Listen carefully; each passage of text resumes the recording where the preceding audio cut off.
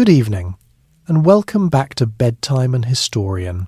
The story of the Second World War does not begin with Hitler marching into Poland in September of 1939.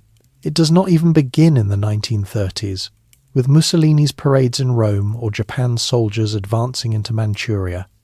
To truly understand why the world plunged into another catastrophic conflict, we must return to the moment when the guns of the First World War fell silent. November 11th, 1918. The armistice. A day that brought joy, yes, but also confusion, bitterness, and wounds so deep they would not heal in a single generation. The First World War was supposed to have been the war to end all wars. In reality, it was only an intermission. The Second World War was born in its ashes. So, before you get comfortable, take a moment to like the video and subscribe, but only if you genuinely enjoy what I do here. And while you're settling in, tell me where you're listening from and what time it is in your corner of the world. I always love seeing the spread of places that join us for these late-night dives into history. Now, dim the lights, maybe let a fan hum in the background, and let's ease into tonight's journey together. Europe in 1918 looked like a continent torn from its foundations. Vast stretches of northern France and Belgium were reduced to wasteland. Villages that had stood for centuries were now piles of stone. Churches, schools and farms lay in ruins. In some regions, farmers ploughed their fields only to bring up bones and unexploded shells. Trees were reduced to blackened stumps.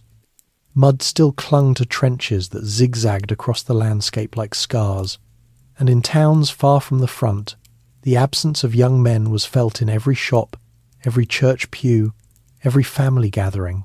Nearly 10 million soldiers were dead, another 20 million wounded, and millions of civilians gone. The lost generation was not just a poetic phrase, it was a reality lived every day. In Britain, war memorials sprang up in nearly every village, each one etched with rows of names. In France, whole towns mourned sons who would never return, their fields tended now by widows and children.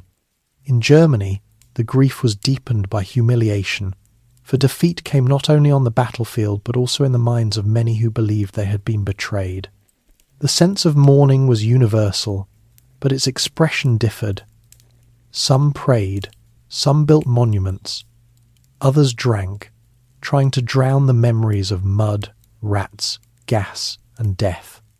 When the victors gathered in Paris in 1919 to decide the terms of peace, they came with their own wounds and their own agendas. The French, led by Prime Minister Georges Clemenceau, demanded harsh punishment. France had been invaded twice in living memory, and Clemenceau wanted to make sure Germany could never rise again. The British, under David Lloyd George, tried to balance retribution with practicality, fearing that too much punishment might destabilize Europe. And the Americans, guided by President Woodrow Wilson, came with dreams of a new world order, a League of Nations, and self-determination for all peoples. These competing visions clashed in smoke-filled rooms and grand halls of Paris. The result was the Treaty of Versailles. For Germany, the treaty was devastating. It stripped the nation of its colonies in Africa and the Pacific. It reduced its army to 100,000 men, barely enough to maintain order at home, and forbade tanks, planes and submarines. Its navy was gutted. The Rhineland, a vital industrial region, was to be demilitarized. Alsace and Lorraine were returned to France. The Polish corridor split Germany in two, severing East Prussia from the rest of the country. And looming above all else was reparations. 132 billion gold marks, a sum so large it could never realistically be paid. German politicians signed the treaty reluctantly, under the threat of renewed invasion. Many saw it not as peace, but as humiliation. In cafes, in veterans' clubs, in homes across the nation, bitterness took root. The word diktat, dictated peace, echoed with venom. The years that followed were a nightmare for ordinary Germans. In 1923, inflation spiraled out of control. The government, struggling to meet reparations payments, printed money at a frantic pace. At first, prices rose slowly, then faster, then wildly. Soon the currency was worthless. A loaf of bread cost billions of marks. Housewives rushed to the market twice a day before prices doubled by evening. Children played with stacks of banknotes as if they were building blocks. Families who had saved for decades saw their life savings vanish overnight. A photograph from the time shows a man using banknotes as wallpaper because it was cheaper than buying actual paper. Farmers refused to sell food for currency that lost value by the hour. People starved in the shadow of granaries. And yet, even amid this chaos, life continued. Couples still married, though rings were often made of tin. Schools tried to teach, though teachers went unpaid. Berlin cabarets pulsed with jazz and dance, imported from America, offering temporary escape from despair. Writers, painters and thinkers flocked to the capital, producing daring works that challenged old traditions. But beneath the glitter of the so-called Golden Twenties lurked anger, humiliation and longing for stability.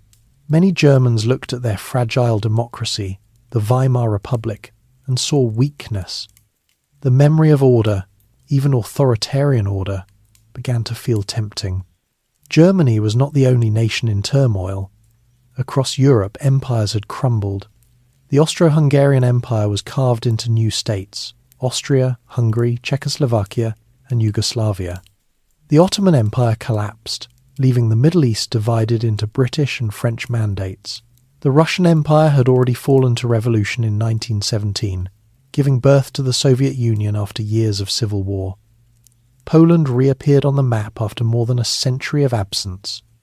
But these new borders, drawn in the ink of diplomats, ignored centuries of ethnic, religious and linguistic divisions. Tensions simmered, waiting to explode. In Italy, victory in the war felt hollow. Italians had been promised territorial rewards for joining the Allies, but many of these promises were not kept. Discontent spread through factories and farms. Strikes erupted. Workers occupied factories. Landless peasants demanded reform. Into this chaos marched Benito Mussolini, a former socialist turned nationalist, with his black shirts and his rhetoric of strength, unity and rebirth. In 1922, his march on Rome brought him to power as prime minister.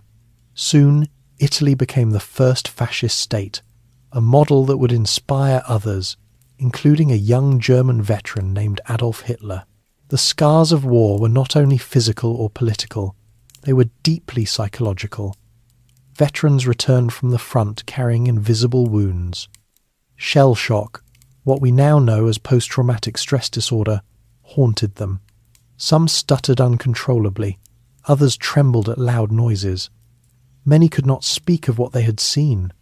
Families struggled to understand husbands, brothers and sons, who came home but were never truly the same.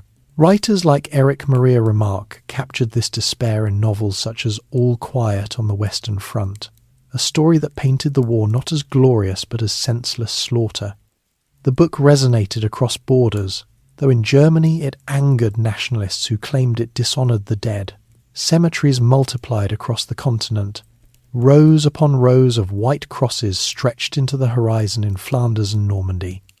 Monuments were raised in town squares, engraved with names of the fallen, sometimes so many that entire communities seemed inscribed in stone. The rituals of mourning became part of daily life. Bells tolled each November 11th, and schools observed moments of silence. Yet even as people grieved, questions lingered. Was the war truly fought for freedom? Had so many died in vain? Could the peace last? Or was another storm already gathering? In Britain, the empire seemed intact, yet cracks appeared. Colonies that had contributed men and resources demanded recognition and self-rule. In India, the independence movement gained momentum, inspired by Mahatma Gandhi's calls for non-violent resistance. In Ireland, war and rebellion led to the creation of the Irish Free State in 1922, a wound that reshaped the British Isles. France, though victorious, was exhausted. Its fields were scarred, its treasury drained. It built the Maginot Line, a vast chain of fortifications along its border with Germany, hoping to prevent another invasion. But the line was more psychological comfort than true defence. The United States, having entered the war late but decisively, emerged as a global power. Yet many Americans turned inward in the 1920s, embracing isolationism. The Senate refused to join the League of Nations, leaving Wilson's dream of collective security weakened from the start. America's roaring 20s brought prosperity and innovation, but also a sense of distance from Europe's troubles. When Wall Street collapsed in 1929, the shockwaves would spread worldwide, plunging nations into depression and despair. The fragility of democracy was evident across Europe. The Weimar Republic in Germany faced coups from both left and right. Communist uprisings rattled cities, while nationalist paramilitaries brawled in the streets. In Eastern Europe, monarchies gave way to authoritarian regimes, promising stability in exchange for liberty. Fear of communism, fear of chaos, fear of humiliation, these became the tools of those who promised order, even at the cost of freedom. Yet for a brief moment in the mid-1920s, it seemed peace might endure. Germany joined the League of Nations in 1926. Treaties like Locarno sought to guarantee borders. The Dawes Plan and later the Young Plan restructured reparations, bringing loans from America that temporarily stabilized the German economy. Cities bustled again. Berlin became a hub of modern art, architecture and science. Jazz bands played, Bauhaus designers reimagined buildings, and women claimed new freedoms in fashion and work. The world exhaled, believing perhaps the nightmare was over. But it was only a pause. Beneath the surface, resentments remained. When the Great Depression struck in 1929, the fragile stability collapsed. Factories closed, banks failed, unemployment soared. In Germany, 6 million were jobless by 1932. Families scavenged for coal along railway tracks. Soup kitchens overflowed. Farmers lost land to foreclosure. The Weimar government seemed powerless. Extremists seized the moment. Communists promised revolution. National Socialists promised revival. Crowds gathered in beer halls listening to Adolf Hitler's fiery speeches about betrayal, humiliation, and rebirth. The swastika spread across banners and armbands. Hope and hatred mingled in equal measure. Elsewhere, authoritarianism gained ground. In Japan, economic crisis fueled militarism. The army seized Manchuria in 1931, creating the puppet state of Manchukuo, defying international condemnation. In Italy, Mussolini tightened his grip, building a cult of personality around himself as Il Duce. Across the world, fragile democracies faltered, while strong men rose. The world had survived one great war, but it had not found a lasting peace. The wounds of 1918 had never healed. They had only festered, waiting for a new conflict to erupt. The ashes of the Great War left more than ruins and graves. They left a psychological scar across generations. They left bitterness in Germany, fear in France, exhaustion in Britain, ambition in Italy, and revolution in Russia. They left a League of Nations too weak to prevent aggression, and economies too fragile to withstand crisis. They left millions of ordinary people searching for meaning, for security, for someone to blame. And in that searching, the world turned toward leaders who promised certainty, leaders who would soon lead humanity into an even greater abyss. Fascism and dictatorship take root. The 1920s had been years of uncertainty, but the 1930s were years of reckoning. Across Europe and beyond, the scars of the First World War deepened rather than healed. Economic collapse, social unrest, and disillusionment with democracy created fertile soil for new and dangerous ideologies. The old order had crumbled in the trenches of 1914, 1918, but the new order was yet to be decided. Into this vacuum stepped strongmen charismatic, ruthless, and unyielding, who promised not compromise, but certainty. They promised revival, not debate, and they demanded obedience in exchange for salvation. This was the birth of fascism and dictatorship, and it would reshape the world. Italy was the first great experiment. At the end of the First World War, Italy had been counted among the victors, yet it felt cheated. Promises made by Britain and France during the war, territorial rewards for joining the Allies had not been fulfilled. Italians called it the mutilated victory. Soldiers who had bled in the Alps and along the Isonzo returned to poverty, unemployment, and disillusionment. Strikes broke out in factories. Farmers occupied estates, demanding land reform. Socialist parties gained strength, alarming industrialists and landowners. The fragile Italian government seemed powerless to contain the unrest. In the chaos, a former socialist turned nationalist seized his chance. Benito Mussolini was not born into wealth or privilege. The son of a blacksmith, he had grown up in a modest home in northern Italy. A fiery speaker, he had once supported socialism, but by the end of the war he reinvented himself as a prophet of national rebirth. In 1919 he founded the Fasci di Combattimento, the fascist movement, named after the fasces, the ancient Roman symbol of authority. His followers, known as black shirts, were ex-soldiers, disillusioned youths and thugs who marched through towns, breaking strikes, attacking socialists, and parading with military discipline. To some, they looked like saviours. To others, they looked like bullies. But to Mussolini, they were the seeds of revolution. By 1922, Mussolini saw his moment. Italy's governments had collapsed in rapid succession, unable to deal with strikes and economic turmoil. The country was exhausted. In October, Mussolini organised the March on Rome, a show of force in which tens of thousands of black shirts descended on the capital. They did not overthrow the state by violence. Rather, they intimidated it into submission. King Victor Emmanuel III, fearful of civil war, invited Mussolini to form a government. Within a few years, Mussolini dismantled democracy.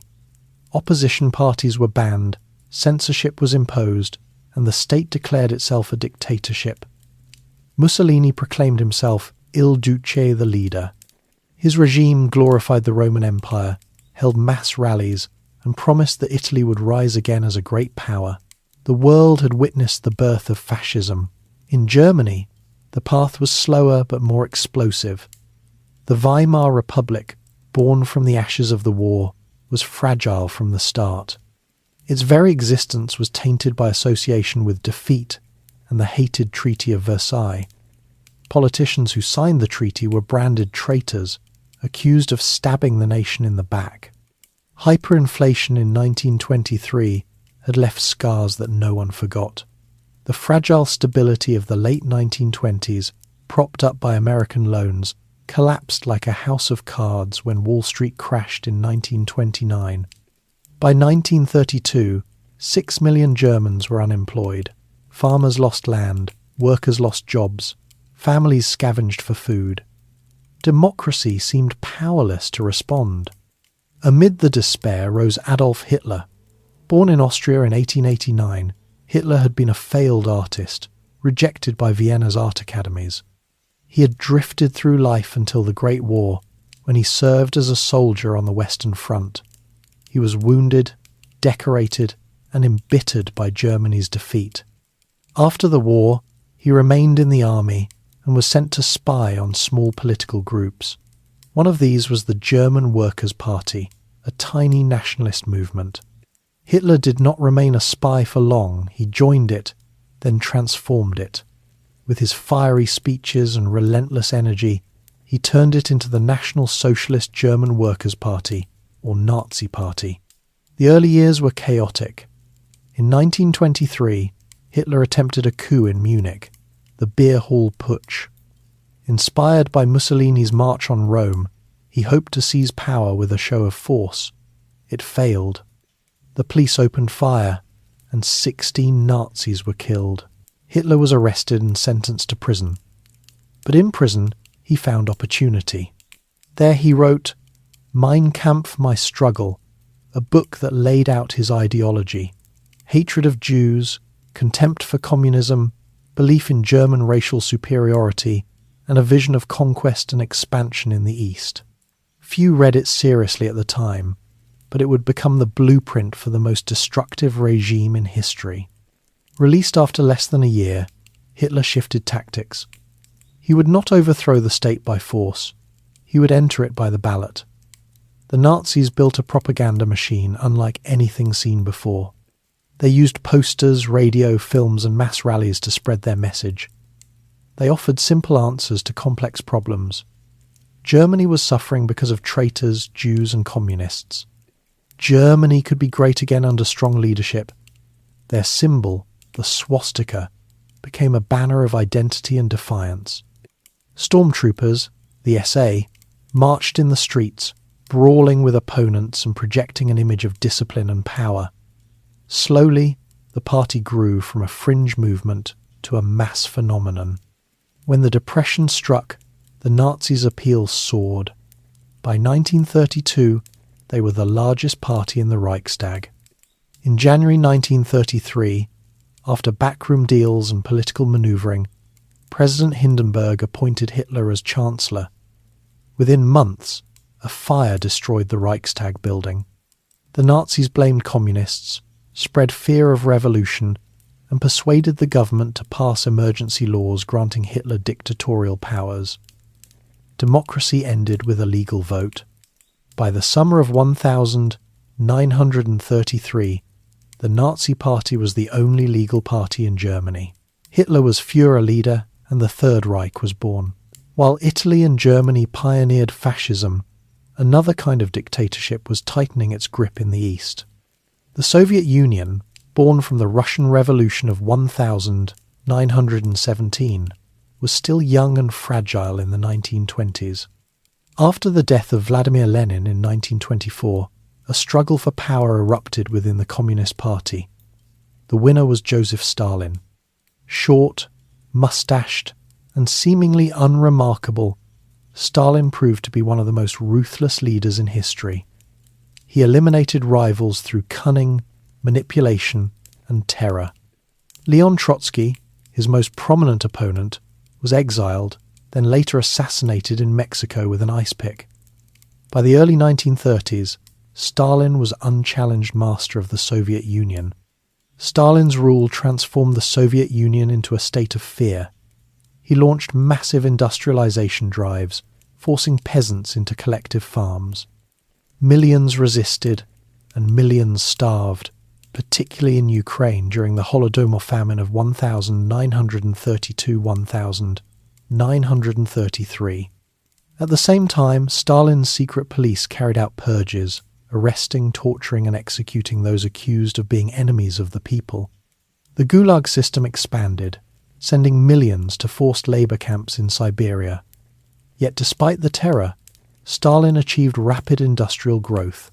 Factories, dams, and railways rose across the Soviet landscape. The Soviet Union became a modern power, but at an almost unimaginable human cost. Meanwhile, across the world in Asia, Japan was undergoing its own transformation. After the Meiji Restoration of the 19th century, Japan had modernized rapidly, defeating Russia in 1905 and joining the ranks of world powers. In the First World War, it fought alongside the Allies, seizing German possessions in the Pacific.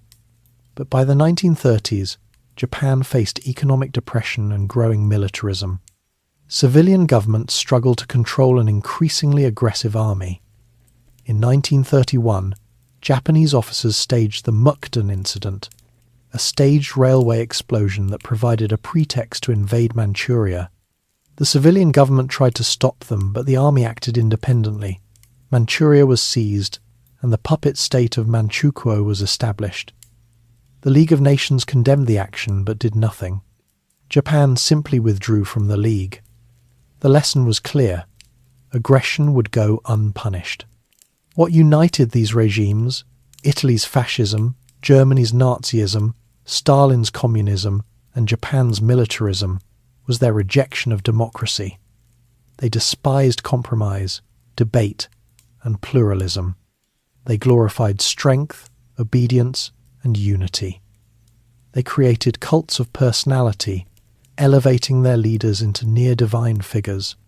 Mussolini was Il Duce, Hitler was Führer, Stalin was the Man of Steel, and Japan's Emperor Hirohito was revered as a living god. Propaganda saturated daily life. Children were taught to chant slogans. Newspapers printed only approved words. Radios carried only the voices of the regime. Art, architecture, and film were harnessed to glorify the state. For ordinary people, life under these regimes was a mixture of fear and belonging. To oppose the state was dangerous arrest, imprisonment, or worse. But to go along offered a sense of identity, purpose, and stability.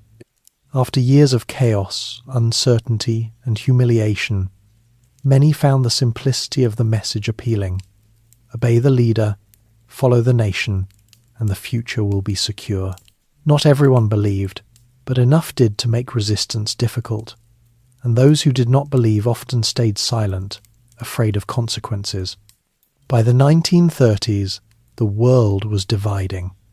Democracies in Britain, France, and the United States were weakened by economic crisis and political division. Authoritarian powers in Italy, Germany, the Soviet Union, and Japan were rising, bold and aggressive.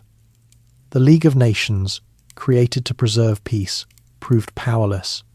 When Italy invaded Ethiopia in 1935, the League protested, but took no meaningful action. When Germany rearmed in defiance of the Treaty of Versailles, the League did nothing. When Japan expanded further in China, the League could only watch. The old dream of collective security was collapsing. The rise of fascism and dictatorship was not inevitable, but it was understandable. The First World War had left wounds that democracy struggled to heal. Economic collapse stripped people of hope. Fear of communism drove elites to support authoritarianism. National pride demanded revenge for humiliation.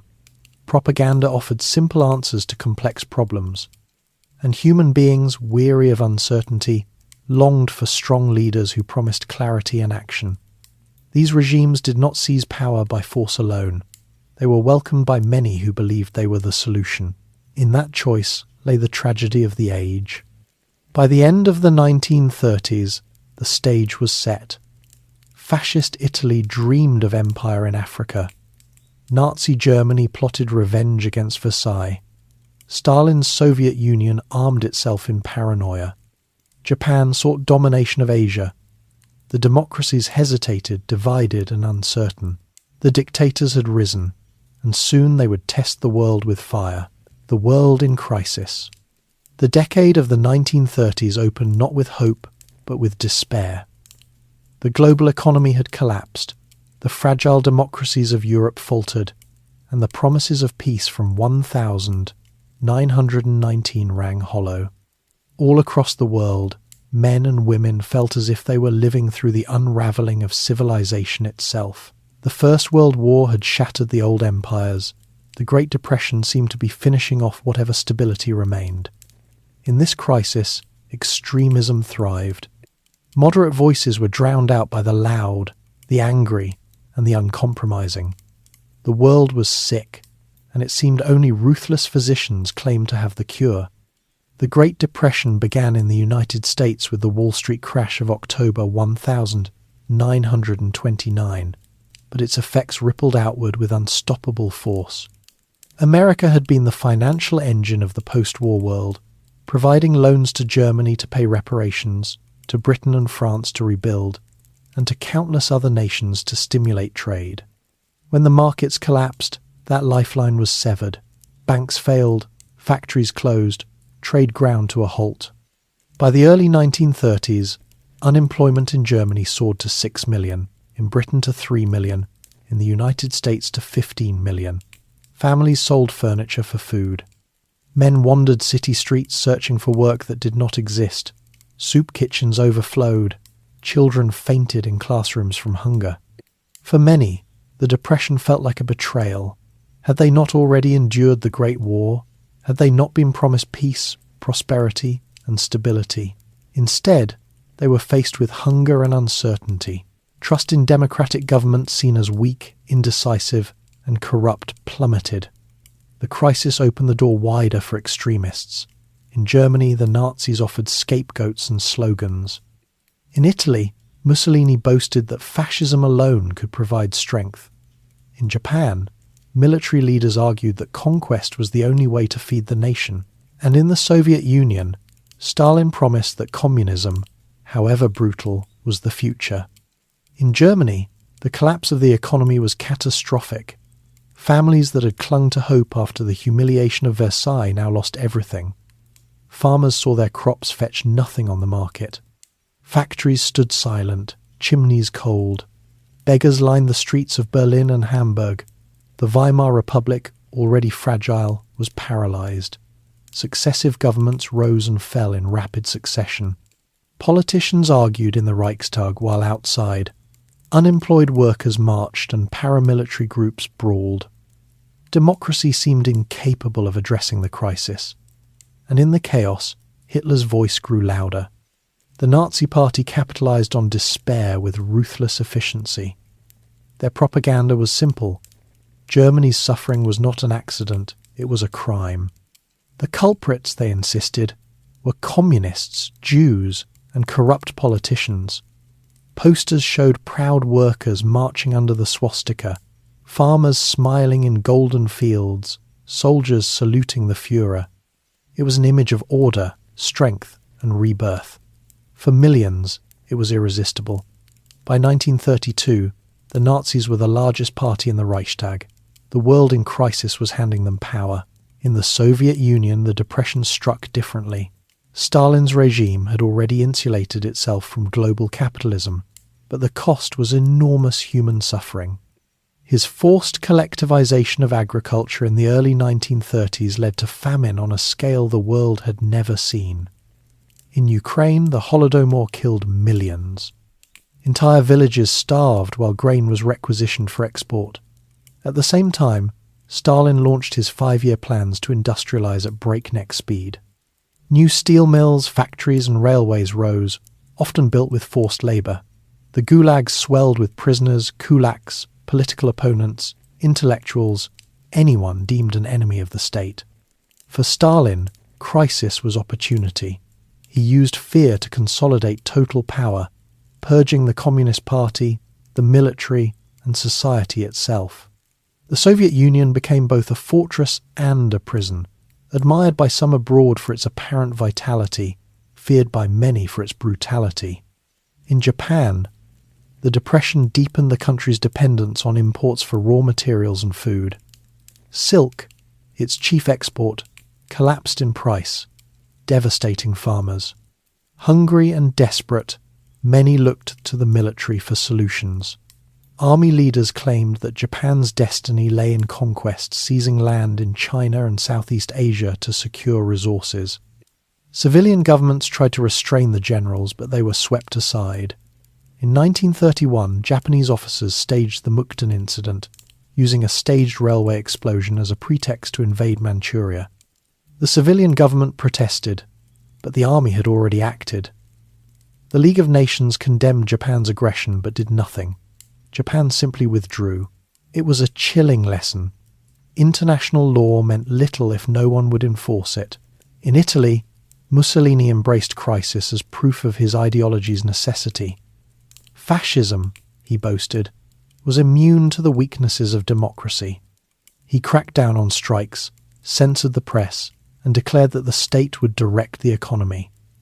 Grand public works roads, buildings, propaganda spectacles were meant to project strength. Yet beneath the surface, Italy's economy remained weak, dependent on foreign imports and burdened with debt. Mussolini's answer was expansion. Ethiopia, one of the few independent nations in Africa, became his target. In 1935, Italian forces invaded, using poison gas and brutal tactics. The League of Nations again protested, even imposed sanctions, but they were half-hearted. Britain and France feared alienating Mussolini, whom they still hoped might balance Hitler. Ethiopia fell, its Emperor Haile Selassie pleading in vain at the League's assembly. Fascist Italy had shown that aggression paid. The crisis of the 1930s was not confined to Europe and Asia. In the United States, the Depression left deep scars. Farmers in the Dust Bowl lost crops to drought and dust storms. Their land turned to wasteland.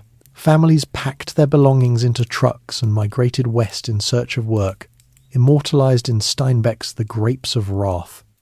Unemployed men lined city streets with signs reading, "We'll work for food." President Franklin D. Roosevelt responded with the New Deal, massive public works, social programs, and financial reforms. Slowly, confidence returned.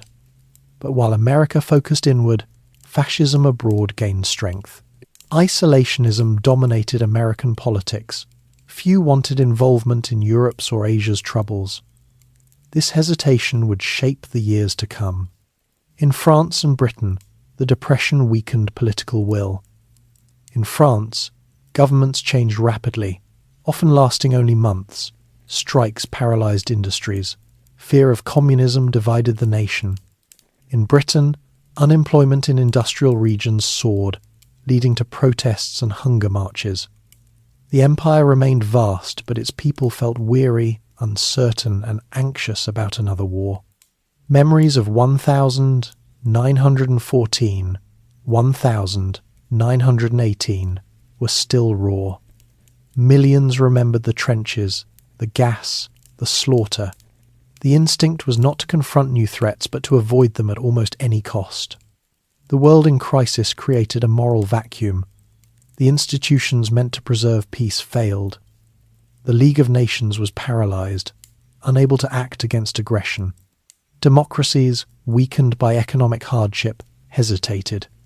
The dictators exploited this vacuum ruthlessly. Each success emboldened them. Japan in Manchuria, Mussolini in Ethiopia, Hitler in Germany, defying Versailles by rearming, remilitarizing the Rhineland in 1936, and facing no consequences. Step by step, the post-war order was dismantled. For ordinary people, the crisis was lived in daily struggles. In Berlin, unemployed men sold pencils on street corners. In rural Ukraine, families boiled grass and bark to survive famine. In Tokyo, workers marched demanding bread, while newspapers praised military victories in Manchuria.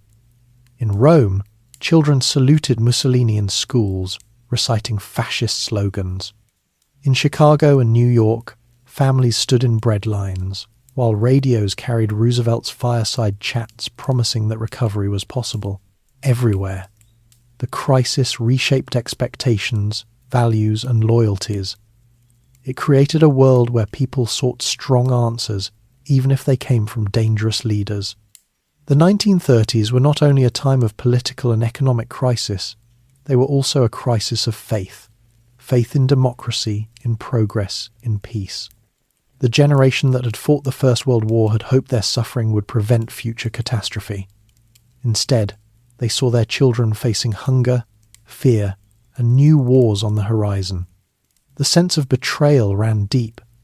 Into this void poured ideologies that offered certainty. Fascism promised strength and unity. Communism promised equality and revolution. Militarism promised conquest and pride. And democracy, with all its compromises and arguments, looked fragile and slow. By the end of the decade, the crisis had redrawn the global map of power. Fascism ruled in Italy and Germany. Militarism dominated Japan. Communism hardened under Stalin. Democracies wavered, uncertain and hesitant. The League of Nations, meant to safeguard peace, was a hollow shell. The world in crisis was moving toward confrontation. The dictators had risen, tested their strength, and found their enemies reluctant. The storm was coming. It was only a matter of time before the crisis turned to catastrophe, testing the boundaries. By the mid-1930s, the world had entered a dangerous twilight. The old order built after the First World War, the Treaty of Versailles, the League of Nations, the dream of collective security, was crumbling piece by piece. The dictators who had risen out of the decade's despair were no longer content to consolidate power at home.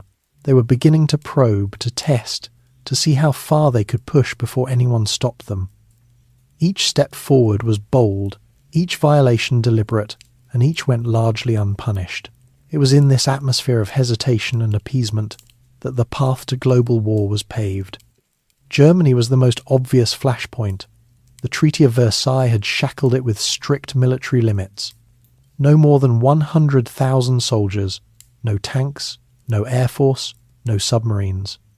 But to Adolf Hitler, those restrictions were chains that had to be broken.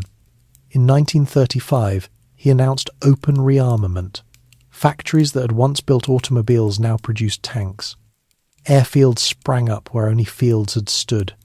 The Luftwaffe, the German Air Force, was created almost overnight. Military parades filled the streets of Nuremberg and Berlin with a confidence that defied the victors of 1918.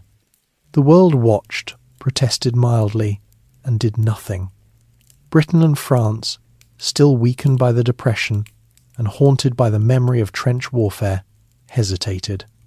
Some even argued that Germany had a right to rearm, that the restrictions had been too harsh, and so, what had been written as iron law in 1919 dissolved into empty words by 1935. Hitler had tested the boundaries and found them pliable. The following year, 1936, he struck again. The Rhineland, that vital industrial strip along the French border, had been declared demilitarized by Versailles. It was meant to be a buffer zone, a guarantee of French security. But on March 7th, 1936, Hitler sent German troops marching into it. It was a gamble of enormous proportions. German generals warned him that if France responded with force, the lightly armed units would be forced to retreat, humiliating the regime and perhaps even toppling it. But Hitler understood something his enemies had not yet accepted. Fear and hesitation were his greatest allies. French forces, vastly stronger than the Germans, did not move. Britain counselled caution. The League of Nations issued statements, but no action. Hitler's troops marched unopposed through cities that cheered their arrival. The gamble had paid off. The Versailles settlement was crumbling before the eyes of the world, undone not by negotiation but by bold defiance. While Germany tested Europe, Italy looked south. Benito Mussolini dreamed of empire, of reviving the glories of Rome. In 1935, his armies invaded Ethiopia, one of the last independent nations in Africa. The attack was brutal. Poison gas dropped from planes, civilians machine-gunned, villages burned. The Ethiopian emperor, Haile Selassie, pleaded before the League of Nations, his voice echoing in the chamber. "It is us today. It will be you tomorrow." His warning was prophetic. But the League did little. Sanctions were imposed, but half-hearted. Britain and France, fearful of driving Mussolini into Hitler's arms, avoided strong action. Ethiopia was conquered, and Italy declared itself an empire. The lesson was clear. Aggression worked. International condemnation was no match for tanks, planes, and the will to use them. The same year saw another sign of crumbling order, this one in Spain. The Spanish Republic, established in 1931, was fragile, torn between conservatives, liberals, and radicals. In July 1936, a military uprising led by General Francisco Franco plunged the country into civil war. What might have remained a domestic struggle quickly became a global rehearsal for the next world conflict. Germany and Italy rushed to support Franco's nationalists, sending troops, aircraft, and weapons. Hitler saw Spain as a testing ground, a laboratory for new tactics. The Luftwaffe's Condor Legion carried out devastating air raids, most infamously on the town of Guernica in 1937, reducing it to rubble and killing hundreds of civilians. The attack shocked the world and inspired Pablo Picasso's haunting painting, Guernica, a scream of anguish in black and white. On the other side, the The Soviet Union backed the Republican government, sending weapons and advisors. Volunteers from across the world, writers, workers, students, joined the international brigades, fighting in defense of democracy. Yet despite their courage, the Republicans were divided, plagued by infighting and shortages. Franco, with fascist support, slowly gained ground. By 1939, the Republic fell, and Spain became another dictatorship.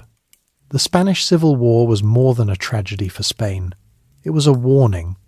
The world had seen modern bombing of civilians, the use of tanks and aircraft in coordination, the brutality of ideological warfare. It was, in many ways, a dress rehearsal for World War II. And yet, again, Britain and France stood aside, refusing to intervene directly, bound by a policy of non-intervention. Dictators had tested the boundaries and discovered that the democracies lacked resolve. In Asia, Japan continued to expand unchecked. After seizing Manchuria in 1931, its armies pushed further into China. In 1937, Japanese troops attacked near the Marco Polo Bridge outside Beijing, sparking full-scale war. Cities fell one after another. Shanghai endured months of savage fighting. In December, Japanese forces entered Nanjing. What followed became infamous as the Nanjing Massacre. For 6 weeks, soldiers slaughtered civilians, executed prisoners, and committed widespread atrocities. Estimates of the dead range into the hundreds of thousands. The world was horrified, but again, no one intervened. The League of Nations condemned Japan, but Japan had already withdrawn.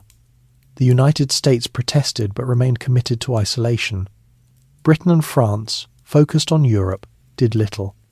China was left to suffer alone. The message was unmistakable. The international order had no teeth. Back in Europe, Hitler continued to push. In 1938, he turned his gaze to Austria. The idea of uniting all Germans in one Reich, Anschluss, had been part of Nazi ideology from the beginning. Austrian Nazis, encouraged by Berlin, agitated for union. In March 1938, Hitler sent troops across the border. There was no battle, no resistance. Crowds in Vienna cheered wildly, throwing flowers at German soldiers. Austria was absorbed into the Reich, in direct violation of Versailles. Britain and France protested, but did not act. Prime Minister Neville Chamberlain in London saw it as the inevitable fulfilment of German national aspirations. For Hitler, it was another triumph achieved without firing a shot. But his ambition did not stop there. Next on his list was Czechoslovakia, specifically the Sudetenland, a region with a large ethnic German population. Hitler claimed these Germans were oppressed and demanded their liberation. The Czechoslovak government resisted, supported by treaties with France and the Soviet Union. Europe teetered on the brink of war. In September 1938, leaders gathered in Munich. Hitler, Mussolini, Chamberlain, and French Premier Édouard Daladier met to decide Czechoslovakia's fate without Czechoslovakia present. Chamberlain, desperate to avoid war, sought compromise. In the end, the Munich Agreement handed the Sudetenland to Germany. Hitler promised it was his last territorial demand. Chamberlain returned to London declaring peace for our time. Crowds cheered. But it was an illusion. Czechoslovakia lost its defences and was left vulnerable. Within months, in March 1939, Hitler broke his promise and occupied the rest of the country. It was clear now. Appeasement had failed. The boundaries had been tested, broken, and erased. The world had entered a new phase. By 1939, the dictators had dismantled the Versailles system piece by piece. Germany was rearmed and expanded. Italy had an empire in Africa. Japan controlled vast stretches of China. Spain was under Franco's dictatorship. The League of Nations was a hollow shell, its credibility destroyed. Britain and France clung to hope that appeasement could preserve peace, but the evidence said otherwise. And yet, ordinary people still longed for stability. In London, parents worried about their children more than about foreign policy. In Paris, men and women still crowded cafes, trying to ignore the storm. In Berlin, some Germans marvelled at the jobs and order Hitler had restored, even as others whispered fearfully of arrests and disappearances. In Tokyo, children marched in parades for the emperor, their families quietly anxious about food shortages. Across the globe, life continued, even as the ground beneath civilization trembled. The testing of boundaries in the 1930s was not simply a series of political maneuvers. It was a demonstration of how fragile peace can be when the will to defend it falters. Each act of aggression, unanswered, unpunished, made the next one easier. Each silence from the democracies emboldened the dictators further. By the time Britain and France finally drew a line in the sand, promising to defend Poland in 1939, it was almost too late. The boundaries had already been erased. The next step would not be a test. It would be war, appeasement and betrayal. The world had watched, nervously and uncertainly, as Adolf Hitler dismantled the post-war order step by step. Rearmament in 1935, the remilitarization of the Rhineland in 1936, the Anschluss with Austria in 1938, the dismemberment of Czechoslovakia later that same year. Each act was a violation of Versailles. Each was a gamble, and each time the gamble paid off. The dictators had learned a dangerous truth. Their opponents were unwilling to fight. In London and Paris, the word of the decade was appeasement, the belief that peace could be preserved by giving aggressors some of what they wanted. It was a policy born of fear, of memory, of exhaustion, and of hope. But in the end, appeasement was also a betrayal of treaties, of allies, and of millions of ordinary people whose lives would soon be consumed by war. The roots of appeasement lay deep in the trauma of the First World War. For Britain and France, the memory of 1914-1918 was not a distant echo, it was a fresh scar. Almost every family had lost someone. Rows of graves stretched across northern France, silent witnesses to a generation's sacrifice. The idea of plunging once again into a continental war was unthinkable for many. Never again was not just a slogan, it was a national instinct. In Britain, Prime Minister Neville Chamberlain embodied this instinct. A quiet, serious man, Chamberlain was no firebrand. He believed deeply that compromise and diplomacy could preserve peace. He was not blind to Hitler's aggression, but he believed that many of Germany's grievances were legitimate. The Treaty of Versailles, after all, had been harsh. Why not allow Germany to revise it peacefully?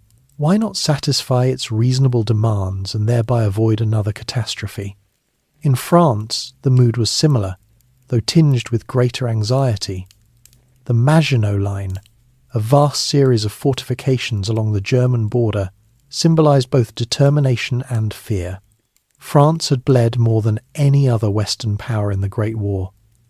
Its countryside was scarred, its population smaller and older, its morale fragile. Many French leaders feared that without British support they could not resist Germany, and so they too leaned toward compromise, hoping to buy time, to build alliances, to avoid the abyss. Appeasement was not born solely of fear. It was also shaped by practical weakness. In the mid-1930s, Britain's military was unprepared for a major war. Its army was small, its air force still modernising, its navy stretched across an empire. France had a larger army, but its political divisions made decisive action difficult. Both nations were still struggling with the economic aftershocks of the Great Depression. Rearmament was underway, but slow. Leaders told themselves that time was needed, that every year bought through diplomacy was a year gained for strengthening defences. But Hitler was not wasting time either. Germany's factories churned out weapons at a pace unseen since 1914. Tanks rolled off assembly lines. The Luftwaffe expanded with hundreds of modern aircraft. By the late 1930s, Germany was not just breaking the Versailles restrictions, it was preparing for total war. The first great test of appeasement came with Austria. The Anschluss of March 1938 was greeted in Vienna with cheering crowds. To many outside observers, it seemed almost voluntary. After all, were not Austrians Germans too? Why should they not unite with their neighbour? Britain and France protested but did nothing. Chamberlain himself later admitted that few in Britain were prepared to fight to preserve Austrian independence. Hitler had taken another step, and the democracies had blinked. But the true crisis of appeasement erupted later that same year over Czechoslovakia. Czechoslovakia had been created in 1919 as part of the Versailles settlement, a patchwork nation of Czechs, Slovaks, Germans, Hungarians and others. Its western region, the Sudetenland, was home to more than 3 million ethnic Germans. Hitler claimed they were oppressed, discriminated against, denied their rightful place in the Reich.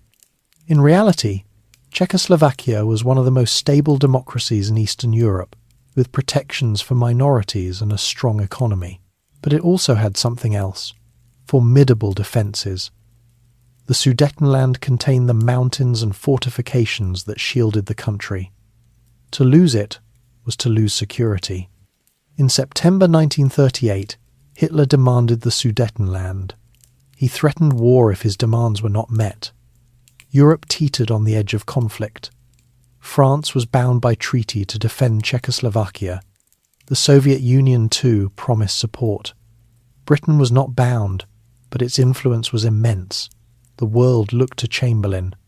Chamberlain believed war could still be avoided.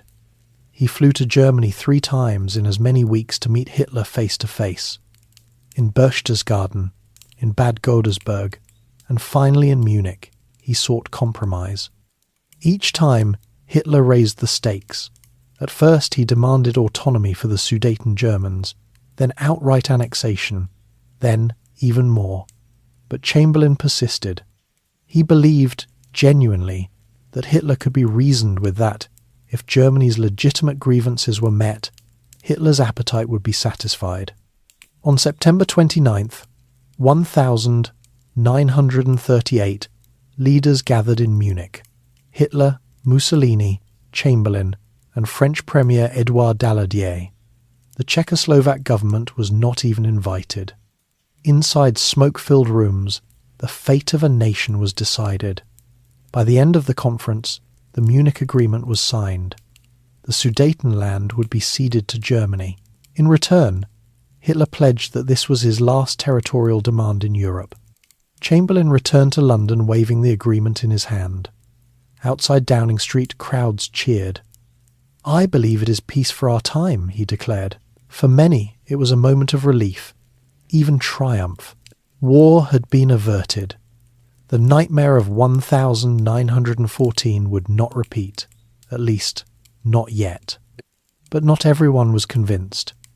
In Parliament, Winston Churchill warned that Britain had suffered a total and unmitigated defeat. By sacrificing Czechoslovakia, he argued, the democracies had not preserved peace. They had betrayed an ally and emboldened a tyrant. Time would prove him right. For the Czechoslovaks, Munich was a disaster. Their defences, their mountains, their fortifications all surrendered without a shot. Their sovereignty had been compromised without their consent. Betrayal hung in the air like smoke. President Edvard Beneš resigned, broken. Ordinary citizens watched German troops march into the Sudetenland and knew their nation was doomed.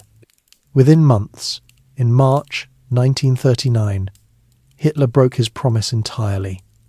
German forces occupied the rest of Czechoslovakia, seizing Prague.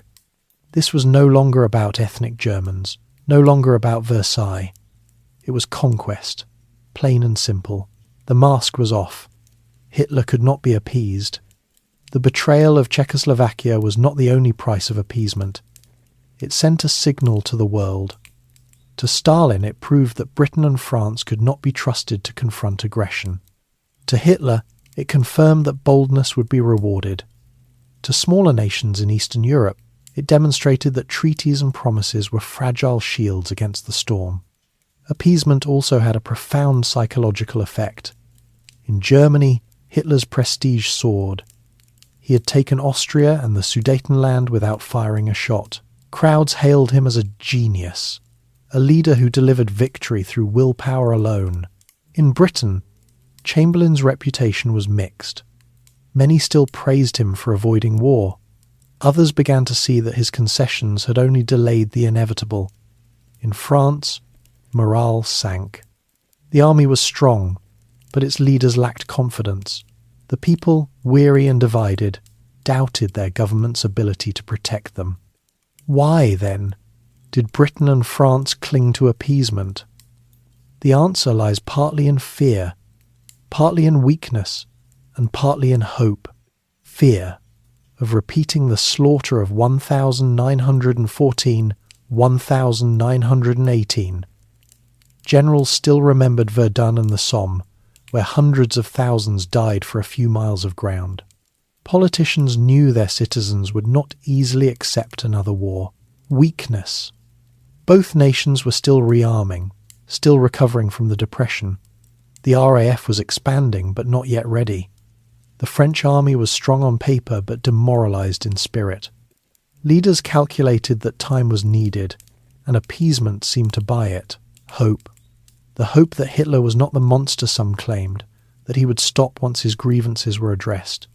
The hope that Mussolini might still be persuaded to act as a mediator. The hope that the world could step back from the brink. These were not foolish hopes.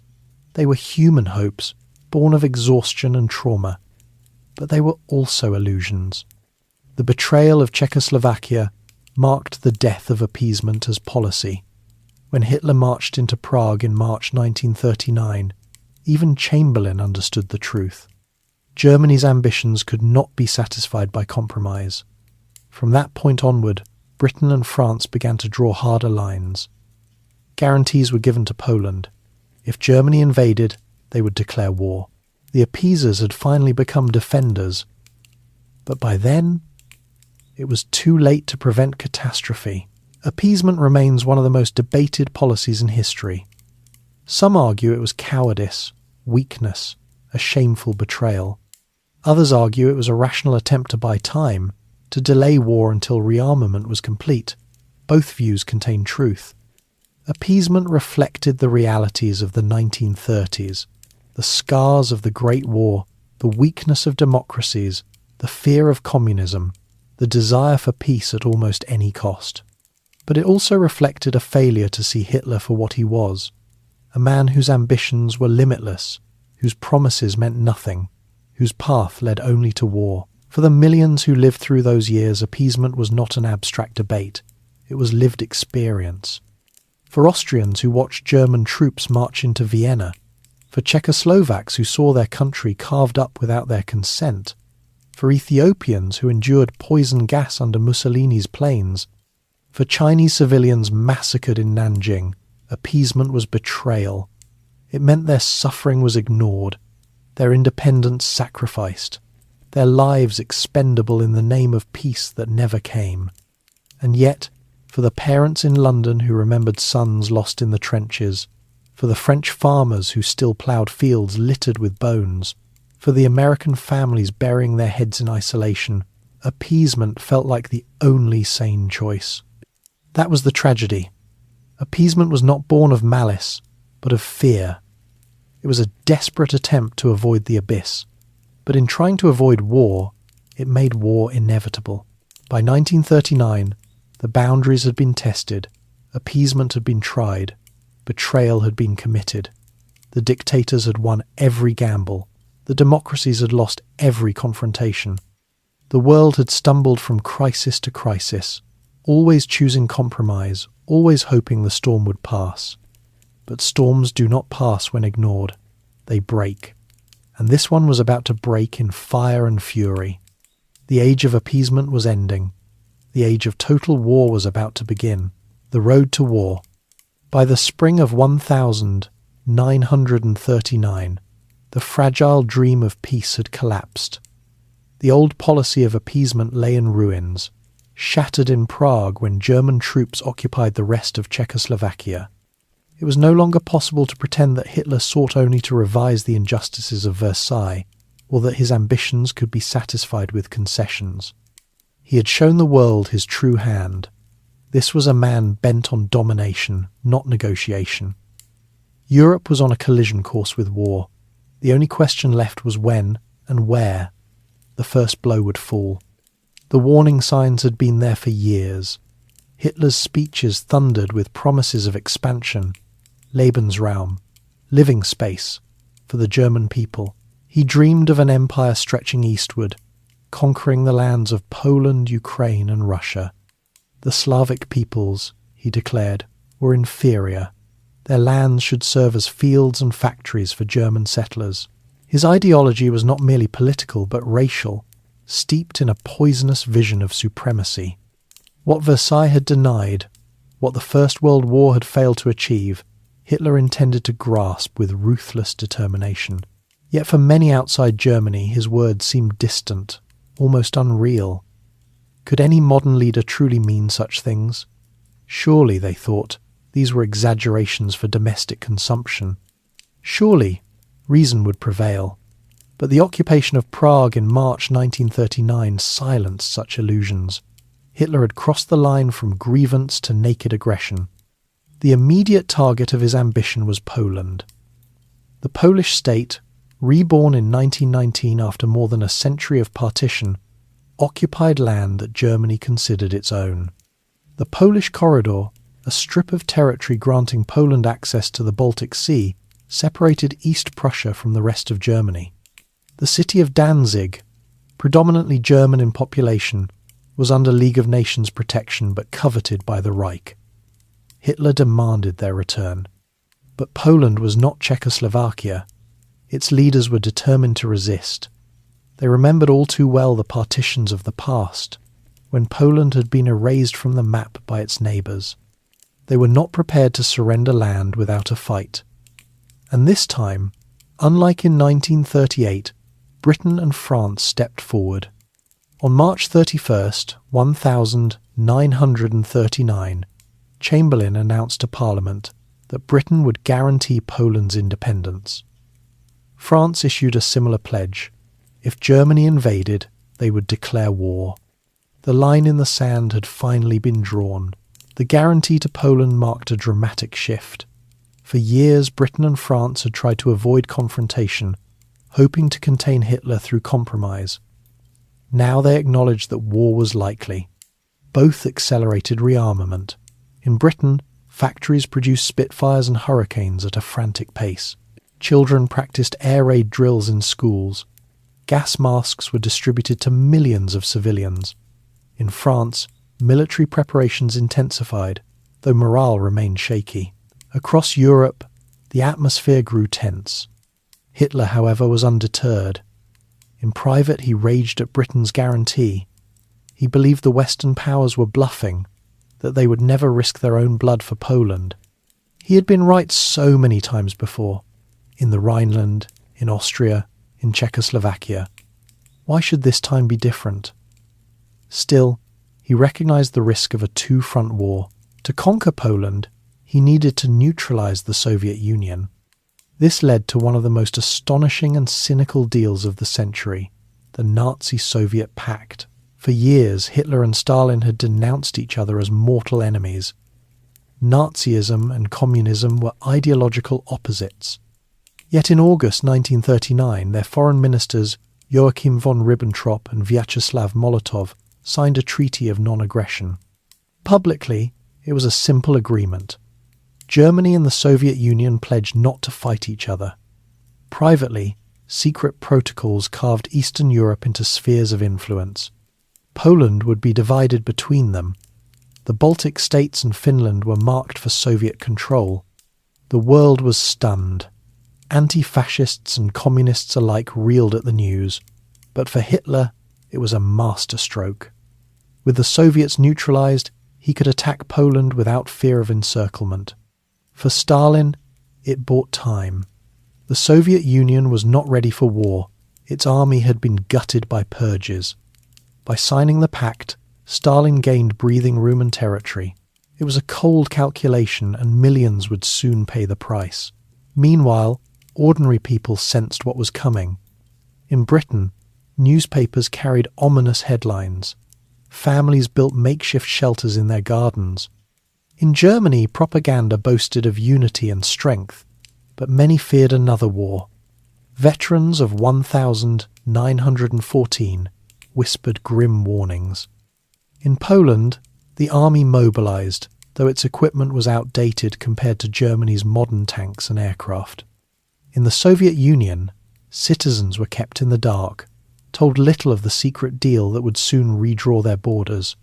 Across the globe, anxiety grew. The summer of 1939 was one of uneasy waiting. Diplomats rushed between capitals, seeking last-minute compromises. Chamberlain still hoped for a negotiated settlement, though his faith in Hitler was shattered. In France, leaders debated strategy, haunted by memories of 1914. In Berlin, Hitler grew impatient. He had set a date for invasion September 1st, but then delayed, gauging the reactions of his enemies. He hoped to divide them, to find a way to isolate Poland as he had Czechoslovakia, but the guarantees to Poland held firm. On August 31st, 1939, Hitler staged one final deception. German operatives, dressed in Polish uniforms, attacked a radio station at Gliwice near the border. They broadcast a short message in Polish, then left behind corpses concentration camp prisoners murdered and disguised as Polish soldiers. It was a crude fabrication designed to create the illusion of Polish aggression. Few outside Germany were fooled, but it provided Hitler with the pretext he wanted. At dawn on September 1st, 1939, German forces crossed the Polish frontier. Tanks rolled across the fields, aircraft roared overhead, infantry surged forward. The Blitzkrieg lightning war had begun. Within hours, Warsaw was bombed. Civilians fled burning villages. Trains carrying refugees were strafed by Stukas screaming out of the sky. The Polish army fought bravely but was hopelessly outmatched. The world held its breath. Would Britain and France keep their word? For 2 days, they hesitated, sending ultimatums to Berlin. Hitler waited, convinced they would back down. But on September 3rd, Chamberlain addressed the British people by radio. This country is at war with Germany. France followed within hours. The gamble had failed. Hitler had unleashed the Second World War. The road to war had been long and twisted. It had passed through the trenches of the First World War, through the humiliation of Versailles, through the despair of the Great Depression. It had wound through the rise of dictators, the failures of the League of Nations, the betrayals of appeasement. Each stage had brought the world closer to catastrophe, and now, at last, the catastrophe was here. For millions of people, the war was not a distant policy debate. It was the sound of sirens in the night, the sight of bombers overhead, the fear of a knock at the door. It was young men called to fight, women packing hurriedly for evacuation, children clutching gas masks as they boarded trains to the countryside. It was uncertainty, dread, and the knowledge that life would never again be the same. And yet, even as the guns roared in Poland, some still clung to hope. Perhaps the war would be short. Perhaps Hitler would be contained quickly. Perhaps the memories of 1914, 1918 had been exaggerated. Few yet realized the scale of what was to come. The Second World War would not be a repeat of the last, it would be worse, far worse. But on those early days of September 1939, the future was still unwritten. The path forward, cloaked in smoke and uncertainty. What was clear was this: the road to war had ended. The war itself had begun. Blitzkrieg in Poland. The morning of September 1st, 1939, broke with a strange stillness across much of Poland. In villages and towns, families stirred awake. Farmers moved toward their fields, shopkeepers prepared for the day. But then came the sound that would change history. The low, growing hum of aircraft engines, the sudden roar of artillery, and the thunder of marching boots and tank treads grinding forward on the roads. At 4:45 a.m., the German battleship Schleswig-Holstein opened fire on the small Polish garrison at Westerplatte, near Danzig, unleashing the first shots of a war that would engulf the world. By the time the echoes of those opening salvos faded, the Second World War had begun in earnest. What fell upon Poland was not the kind of war Europe remembered from 1914. It was not a slow crawl of armies into trenches, nor a drawn-out siege of attrition. This was something new and terrifying. The Germans called it Blitzkrieg, lightning war. The name itself suggested violence of overwhelming speed, and that is exactly what it was. A carefully orchestrated storm of tanks, aircraft, artillery, and infantry moving in ruthless harmony. The goal was not to meet the enemy in grinding battle, but to paralyze them before they could react. The Polish army, brave and determined though it was, found itself facing a form of warfare for which it was unprepared, a storm that moved too fast to contain and struck too hard to resist. Germany threw its full might into the invasion. More than 1.5 million soldiers surged across the borders, supported by thousands of tanks and aircraft. They came from 3 directions at once: north from East Prussia, west from Germany proper, and south from Slovakia, encircling their target with frightening precision. Against them stood roughly 1 million Polish soldiers, men who carried in their hearts fierce loyalty to their homeland, but who carried in their hands rifles and equipment that belonged to another era. Poland's air force was courageous but obsolete, its planes no match for the modern Messerschmitt fighters and Stuka dive bombers that screamed through the skies. Tanks were scarce, and communication across the country faltered almost as soon as the invasion began. Geography offered no refuge either, for Poland's flat plains left it exposed, with no mountains or deep rivers to serve as natural fortresses. From the very first hours, the pattern of blitzkrieg revealed itself. Stuka dive bombers shrieked down upon Polish positions, their sirens designed to instill terror as much as to mark their deadly descent. Explosions ripped apart defences and roads, tanks thrust forward into the chaos, breaking through the front lines and racing deep into the countryside. Motorised infantry followed, consolidating gains before the defenders could regroup. Rail lines were torn up, bridges destroyed, and communication centres bombed, leaving commanders uncertain of where the enemy was or how fast they were moving. Refugees clogging the roads became targets themselves, strafed mercilessly from the skies to spread panic and slow movement. In a matter of days, entire regions were cut off, surrounded, and forced to surrender. And yet, though outmatched in weapons and numbers, the Polish people did not yield easily. At Westerplatte, fewer than 200 defenders withstood days of bombardment and repeated assaults before finally being forced to surrender. In the Battle of Mokra, Polish cavalry brigades, often reduced in legend to a desperate charge with sabres against tanks, in reality used ambushes and anti-tank rifles to destroy dozens of German vehicles and delay their advance.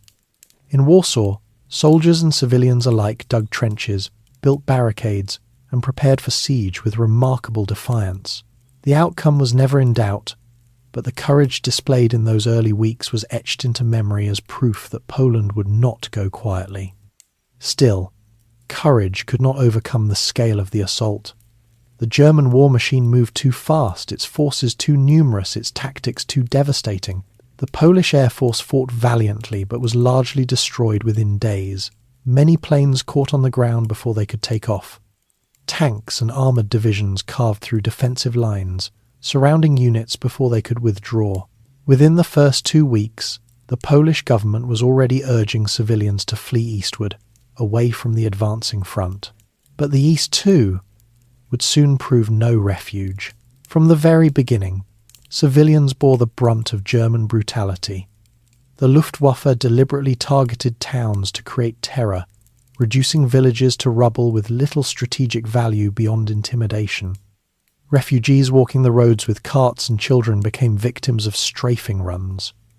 German forces carried out executions in towns where resistance was suspected, rounding up civilians for reprisal killings. Jewish communities in particular were singled out for humiliation, forced labour, and early acts of violence that foreshadowed horrors yet to come. Following behind the army came the SS and Gestapo, tasked with identifying and eliminating political leaders, priests, teachers, and intellectuals. The plan was clear: to decapitate Polish society, to destroy not only its army but its culture and spirit. For 2 tense days, Poland fought on while waiting for its allies. Britain and France had guaranteed Poland's independence, promising to respond if Germany invaded. On September 3rd, their ultimatums to Hitler expired. Chamberlain's voice, broadcast by radio, declared to the British people that this country is at war with Germany. Hours later, France followed suit. Crowds in London and Paris reacted with solemn silence. The war had begun, as promised, but in Poland no help arrived. The Allies, fearful of repeating the slaughter of 1,914, confined themselves to defensive postures along the Maginot Line. While Poland burned, the West remained eerily quiet, a period that would come to be called the Phony War. To those under German attack, it felt like abandonment. And then came the final blow. On September 17th, as German armies pressed from the west and Polish defences struggled to regroup, the Soviet Union invaded from the east. Acting under the secret clauses of the Molotov-Ribbentrop Pact, Stalin's forces poured into Polish territory, claiming to protect Ukrainian and Belarusian minorities, but in truth seizing their share of the spoils. For Poland, it was the end. Crushed between 2 giants, its government fled into exile, first to Romania, then to France, and later to Britain. Soldiers who could escape fled as well, regrouping to fight another day, but millions were trapped. In the Soviet zone, tens of thousands of officers and elites were arrested. Many would later be executed in the forests of Katyn. In the German zone, Jewish communities were forced into ghettos, and the machinery of racial persecution began its first grinding movements. For ordinary Poles, occupation meant terror, deprivation, and the loss of freedom for years to come. Warsaw became the symbol of resistance in those weeks.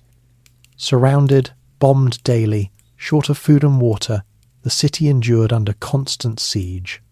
Civilians joined soldiers to defend their neighbourhoods, carrying buckets of water to douse fires sparked by bombs, digging survivors out of rubble, and sheltering the wounded in basements. On September 25th, the Luftwaffe unleashed one of the earliest and largest terror raids of the war, dropping thousands of bombs in a single day, turning entire districts to ash. The city finally surrendered on September 28th, exhausted but unbroken in spirit. Its defenders insisted on calling it not capitulation but a ceasefire, a temporary pause in a fight they intended someday to continue. By early October, organised Polish resistance had collapsed. Germany and the Soviet Union divided the country between them, meeting in symbolic parades to mark their new borders. But Poland's struggle was not over. Underground movements quickly formed, producing secret newspapers, organising sabotage, and passing intelligence to the Allies. Pilots and soldiers who escaped to Britain would soon prove decisive in the skies over England and on battlefields across Europe. Though defeated on the map, Poland refused to disappear in spirit. Its resistance would become one of the most enduring of the entire war. The conquest of Poland shocked the world, not only for its speed, but for its brutality. In less than 6 weeks, a nation of 35 million had been carved up and subdued. Observers in London, Paris, and Washington studied the campaign with alarm. The old strategies of slow mobilization, of defensive lines, of attrition, had been swept aside by a new kind of war. Blitzkrieg was not invincible, but it was devastating, and it demanded new ways of thinking if it was to be countered. The fall of Poland was not just a tragedy for its people, it was a warning to all of Europe of what was to come. For the Polish people, September 1939 was more than the beginning of a global conflict. It was the start of an occupation that would bring some of the worst suffering ever inflicted on a modern nation. Millions would perish in ghettos, camps, and mass executions. Millions more would endure deportation, forced labour, and daily brutality. And yet, even in the darkest days, the memory of Westerplatte, of Mokra, of the siege of Warsaw reminded them, and the world, that Poland had fought with courage against impossible odds. The invasion was meant to extinguish them. Instead, it lit a flame of defiance that no occupier could fully snuff out. The Blitzkrieg in Poland was the opening chapter of the Second World War, a storm that revealed the shape of things to come. It showed that Hitler's ambitions were boundless, that his promises meant nothing, that his war was not one of limited aims but of conquest and destruction. It showed that Stalin too was willing to bargain in the currency of nations, trading human lives for spheres of influence. It showed that the democracies, though finally roused to action, were still hesitant, still trapped in the fears of the last war. Above all, it showed that the cost of hesitation and appeasement was measured in the suffering of those who stood alone when the storm arrived. By the time the smoke cleared and the last Polish units laid down their arms, Europe had crossed a threshold from which there was no return. The war was no longer a question of if. It was reality, and it would spread across continents, oceans, and skies. The invasion of Poland was not the end of anything. It was the beginning of everything. And though the world did not yet know it, the horrors witnessed in September 1939 were only a prelude to far darker chapters yet to be written. The fall of France. The conquest of Poland had stunned the world with its speed, but for many in Britain and France the months that followed felt strangely quiet. After the declarations of war in September 1939, the Western Front settled into a tense stillness. French troops manned their defences behind the formidable Maginot Line. British soldiers of the newly arrived expeditionary force dug trenches and strung barbed wire in Belgium and northern France. Patrols traded occasional shots with the enemy, but there were no great offensives, no mass battles. Newspapers called it the Sitzkrieg, the sitting war. To others, it became the funny war. People wondered whether the storm would pass, whether Hitler had already gained all he wanted. But in Berlin, plans were taking shape for an offensive that would crush those illusions and plunge Western Europe into catastrophe. For Hitler, the conquest of France was not simply another campaign. It was a dream rooted in vengeance. The memory of Germany's defeat in 1918 haunted him.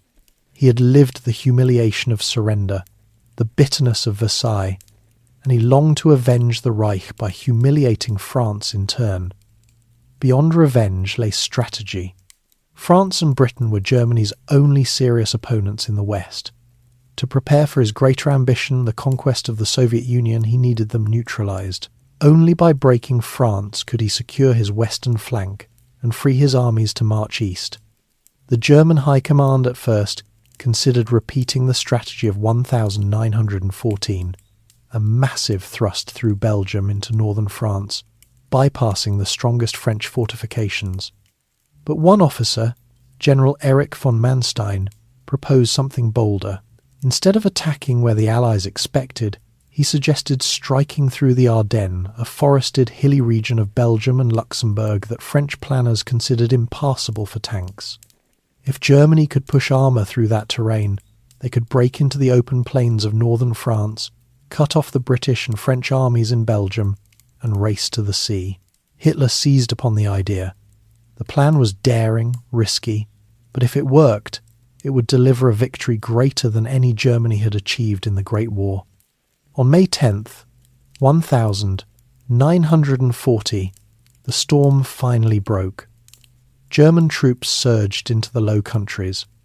The attack began with airborne assaults in the Netherlands, where paratroopers seized bridges and airfields in lightning strikes. Bombers roared overhead, devastating Rotterdam in a single day of fire and smoke. The Dutch army resisted fiercely but was overwhelmed. Within 5 days, the Netherlands surrendered, its cities scarred by flames and rubble. Belgium too was attacked, its defences collapsing under the weight of German armour. Civilians fled in panic, clogging roads with carts, bicycles and cars piled with whatever possessions could be carried. The highways became rivers of humanity, moving west as German tanks pressed relentlessly forward. As the Germans invaded Belgium, the Allies moved as expected. British and French armies marched north to meet them, deploying to positions along the Dial River. It was exactly what Hitler wanted. The main Allied strength had been lured into Belgium, leaving the Ardennes weakly defended. There, in the thick forests and winding valleys, the true German blow was about to fall. Columns of tanks and mechanized infantry pushed through the Ardennes with astonishing speed. Engineers cleared obstacles, built bridges, and directed traffic with ruthless efficiency. For days, long convoys of armour and trucks rolled forward, engines grumbling through narrow forest roads. To the French, the Ardennes was a natural barrier. To the Germans, it became a highway. On May 13th, they reached the Meuse River at Sedan. There, they unleashed a bombardment unlike anything the French defenders had faced.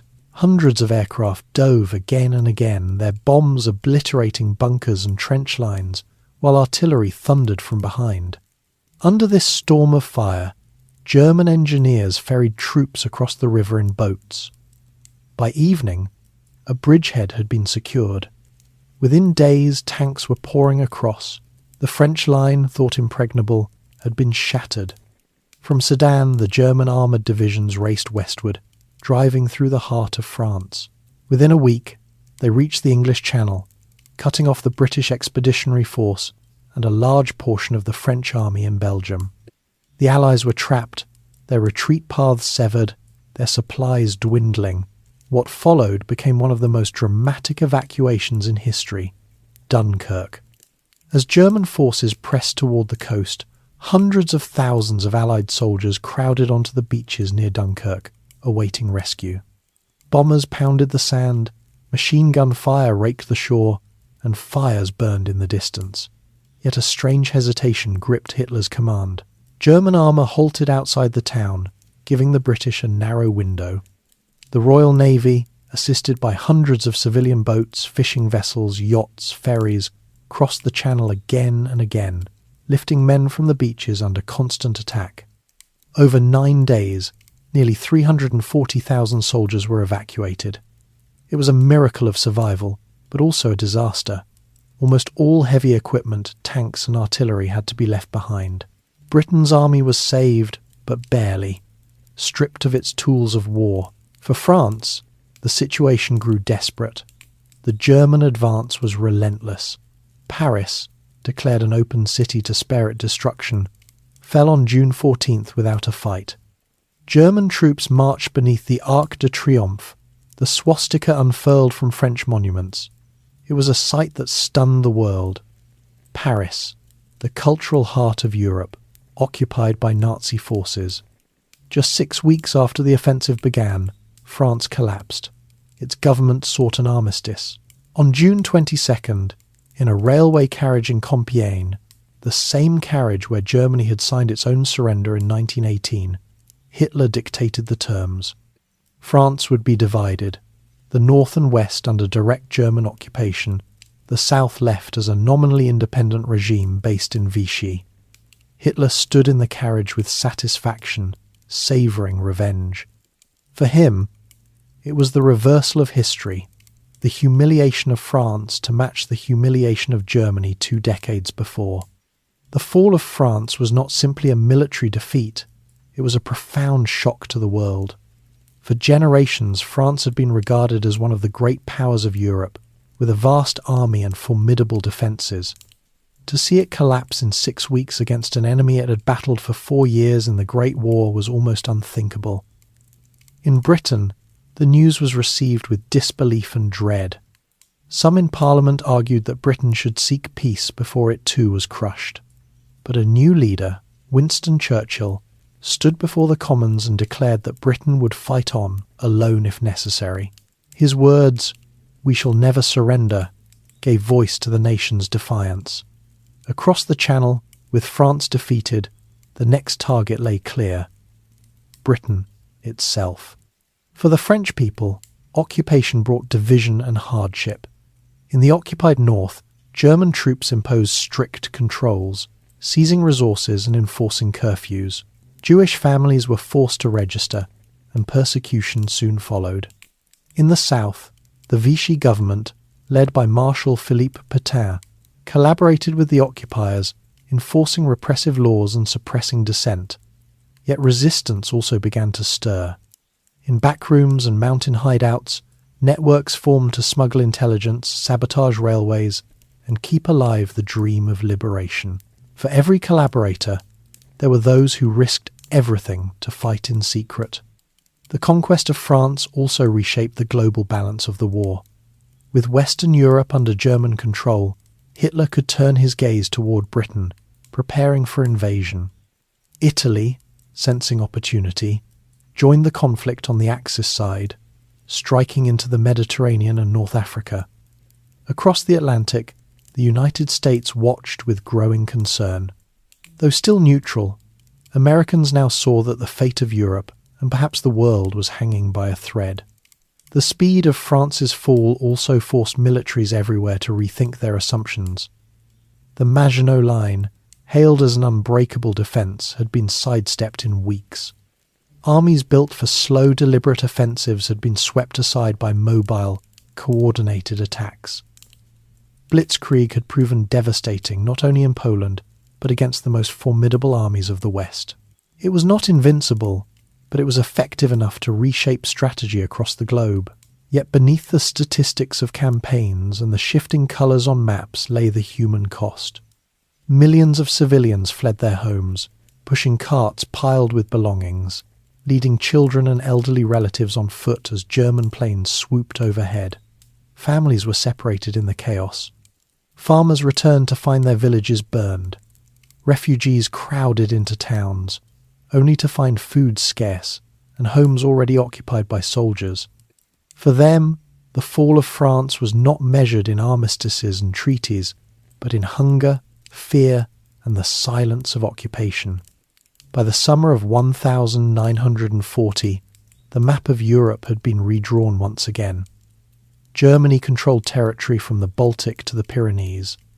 France, the great rival of centuries past, lay subdued. Britain stood alone across the Channel, its army battered, its defences strained, but its will unbroken. The fall of France was a triumph for Hitler, a disaster for the Allies, and a turning point for the world.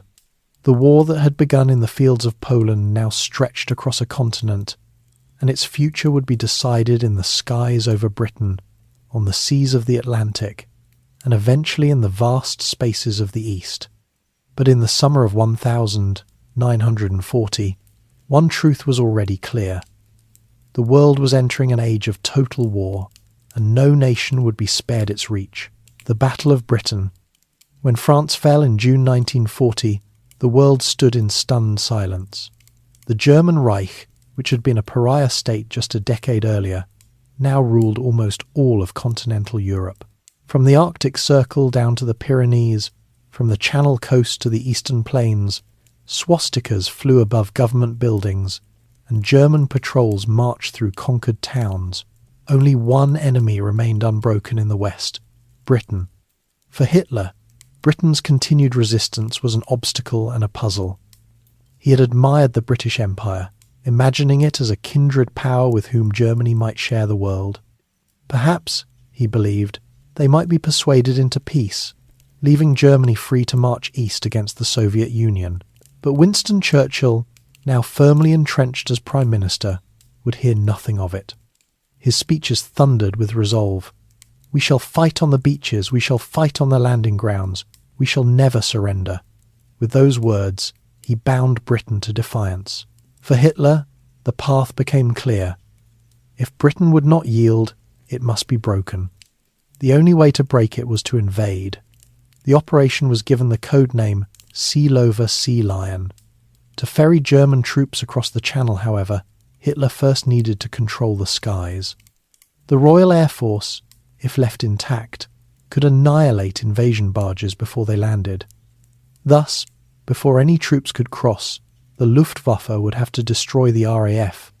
It was a duel unlike any the world had ever seen before, a battle fought not on land or sea but in the air, with the fate of nations hanging in the balance. In July 1940, the campaign began. German bombers, escorted by sleek Messerschmitt fighters, swept across the Channel to strike radar stations, airfields, and aircraft factories. The Luftwaffe possessed numerical superiority, with thousands of planes compared to the RAF's few hundred serviceable fighters.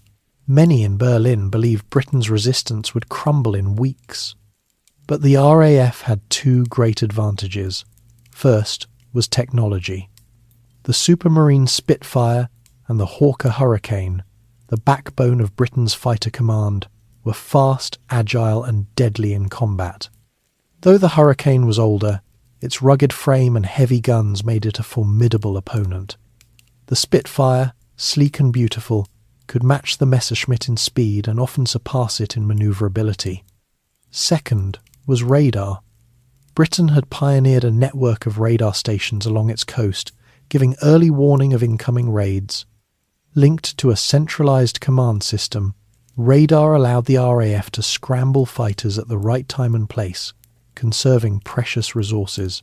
What seemed a small technological edge became, in practice, a revolution in air defence. Day after day, German squadrons swept over southern England, bombing airfields and infrastructure. Day after day, RAF fighters rose to meet them, twisting and turning in deadly dances across the summer skies. Pilots were often young men barely out of their teens, their lives compressed into moments of terror and triumph. They flew multiple sorties a day, returning to base for fuel and ammunition before taking off again. Some never came back. By evening, empty bunks marked the price of the battle. Civilians, too, bore witness. Across Kent, Sussex, and London itself, people looked up to see contrails crisscrossing the sky, the sun flashing on wings as battles raged above their homes. Children playing in fields froze at the sound of sirens. Farmers watched parachutes drifting to the ground, some carrying their countrymen, others their enemies. Fire brigades rushed to douse blazes sparked by falling bombs. Families huddled in cellars as anti-aircraft guns thundered through the night. The war was no longer distant. It was overhead, immediate, and inescapable. The Luftwaffe shifted tactics repeatedly, seeking Britain's breaking point. At first, they targeted coastal defences and shipping, hoping to cut off supplies. Then they struck directly at airfields, seeking to cripple the RAF on the ground. For weeks in August 1940, Britain's fate teetered. Fighter Command lost dozens of planes each day. Pilots were killed faster than they could be replaced. Mechanics worked through the night to patch bullet-riddled aircraft, sometimes sending them back into the sky with holes still in their wings. Churchill, watching reports, admitted to his cabinet that Britain's survival rested on the endurance of a few hundred young men. And then came Hitler's fateful mistake. In early September, after a British bombing raid on Berlin, Hitler shifted strategy. Furious, he ordered the Luftwaffe to attack London and other cities in massive raids, seeking to terrorise the population into surrender. This campaign, later called the Blitz, inflicted enormous suffering. Night after night, bombs rained on London. Entire neighbourhoods were reduced to rubble. Fires raged out of control. Civilians crowded into underground stations for shelter, sleeping on platforms as trains roared past. Families emerged each morning to find familiar streets turned to smoking ruins. Yet rather than break morale, the Blitz hardened it. Londoners defiantly gathered in pubs, sang songs in shelters, and painted signs declaring, "We can take it." Aye, crucially, the shift to city bombing gave the RAF breathing room. Airfields and radar stations were spared the worst of the onslaught. Fighter Command rebuilt its strength, rotated exhausted pilots, and repaired its defences. Losses remained high, but Britain endured. By late September, the Luftwaffe had failed to achieve air superiority. The invasion barges assembled along the Channel coast remained unused. Hitler, facing the reality that Britain would not fall easily, postponed Operation Sea Lion indefinitely. Instead, his gaze shifted east, toward the Soviet Union. but Britain had survived. The Battle of Britain marked the first major defeat of Nazi Germany. For the first time, Hitler's advance had been stopped. The consequences were immense. Had Britain fallen, the entire course of the war would have shifted. The Atlantic would have been open to German domination, America's ability to supply aid crippled, and the dream of liberation extinguished before it began. That Britain stood alone and held firm changed everything. The cost, however, was heavy. More than 40,000 civilians were killed in the Blitz. Entire cities, Coventry, Liverpool, Birmingham, were scarred by firestorms. Fighter Command lost hundreds of pilots, many of them irreplaceable veterans. Yet from the struggle came a new legend. Churchill, in a speech to Parliament, declared, "Never in the field of human conflict was so much owed by so many to so few." The phrase captured the gratitude of a nation to its pilots, the few who had held the line. The battle also transformed Britain's identity. From an island power shaken by appeasement and defeat, it became the last bastion of defiance in Europe. The RAF's resistance inspired occupied nations, sending a signal that Hitler was not invincible. It strengthened ties with the United States, whose sympathy grew as images of bombed cities and brave resistance filled newspapers. For the men who fought in the skies, the experience was seared into memory. Pilots spoke of exhaustion so deep they fell asleep in cockpits, of friendships cut short in moments of flame, of the strange beauty of sunlight on wings even as death hovered close. Survivors carried those memories for the rest of their lives. Many never spoke of them, choosing silence over reliving the terror. Others told their stories so that the world would remember what it meant to fight when everything seemed lost. The Battle of Britain was not only a clash of machines and men, it was a struggle of endurance, of spirit, of national will. When it ended, Britain remained unbroken, bloodied but standing. Across the Channel, the swastika flew over Paris and Brussels, but it did not fly over London. The world, watching from New York, Moscow and Tokyo, saw that Hitler could be resisted. The battle was more than a victory, it was a symbol, a beacon in a world gone dark.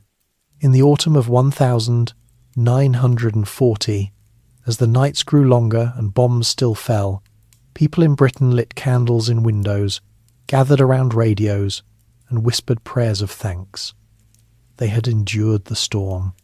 And though the war stretched endlessly ahead, though worse horrors still waited, they knew now that they were not defeated. The skies above had seen a battle for civilization itself, and for the first time since the war began, hope had taken flight. The Blitz and the war at home, the roar of engines faded, but the war over Britain was far from finished. The Luftwaffe had failed to crush the Royal Air Force in daylight combat, yet Hitler was not ready to abandon his campaign against the island nation. If Britain could not be conquered by invasion, then perhaps it could be broken by terror. Beginning in September 1940, the German strategy shifted from targeting airfields to striking directly at the heart of Britain's cities. The campaign would last through the winter and into the spring of 1941, leaving entire neighbourhoods in ruins, tens of thousands dead, and millions scarred by fire and loss. History remembers it simply as the Blitz. The name came from the German word Blitzkrieg, lightning war, but here it meant something different. It was not the sudden armoured thrust of tanks across plains, but a relentless rain of bombs from the skies. Almost every night, waves of German bombers droned across the Channel, their engines rumbling like approaching thunder. At first they aimed for docks, rail yards and factories, hoping to cripple industry and transport. But very quickly the line between military and civilian targets blurred. Entire districts of London, Liverpool, Birmingham, Coventry, and countless smaller towns found themselves engulfed in flames. The first great raid on London came on the evening of September 7th, 1940. People in the East End watched in horror as hundreds of bombers swept overhead, dropping incendiaries and high explosives across warehouses, streets and homes. The docks along the Thames erupted in fire. Black smoke rolled upward, turning the sunset red. That night marked the beginning of a new phase of war, one where civilians were no longer merely witnesses but deliberate targets. Londoners soon grew accustomed to the wail of the air raid sirens. At the sound, families grabbed their children and blankets, rushing into shelters. Some sought safety in purpose-built underground bunkers scattered across the city, but space was limited. Many turned to the underground itself. At night, platforms filled with rows of people lying side by side, children curled up beneath coats, mothers humming lullabies to drown out the drone above. Musicians sometimes played violins or accordions to soothe the restless. The rumble of trains gave way to the deeper rumble of bombs, shaking dust from the ceilings. When morning came, families climbed out to find streets unrecognizable, houses gutted and familiar landmarks reduced to rubble. The Blitz was not confined to London. Coventry, an industrial city in the Midlands, endured one of the most devastating raids in November 1940. In a single night, German bombers destroyed much of the city centre, reducing medieval churches and factories alike to ruins. Fires raged uncontrollably, feeding on timber and fuel, fanned by the cold autumn wind. Survivors stumbled through smoke-filled streets as rescue workers clawed through rubble for the trapped and the dead. The devastation was so complete that the Germans coined a new verb, konzentrieren, meaning to annihilate a city. Liverpool, vital as a port for Atlantic convoys, became another prime target. Its docks were struck repeatedly, and entire neighbourhoods nearby were flattened. Families fled to the countryside when they could, but many had nowhere to go. Children were evacuated in great waves, clutching small suitcases and gas masks, sent to rural villages or distant relatives. For some, it was a grand adventure. For others, it was a trauma they carried forever, separated from parents without knowing if they would ever return. Through it all, the British government worked to maintain morale. Censorship kept the worst images from dominating newspapers, but the truth was impossible to hide. Instead, propaganda sought to shape how people perceived their suffering. Posters declared, "Keep calm and carry on," a phrase that became emblematic of resilience. Radio broadcasts featured calm voices assuring listeners that victory would come if only they endured. Even King George VI and Queen Elizabeth visited bombed neighbourhoods, walking through ruins, speaking with survivors, their presence a symbol of solidarity. The cost of the Blitz was staggering. Between September 1940 and May 1941, more than 40,000 civilians were killed and hundreds of thousands injured. Nearly 2 million homes were damaged or destroyed. Entire families vanished in an instant when bombs struck shelters or tenements. Yet the German strategy did not achieve its aim. Morale did not collapse. If anything, the shared suffering forged unity.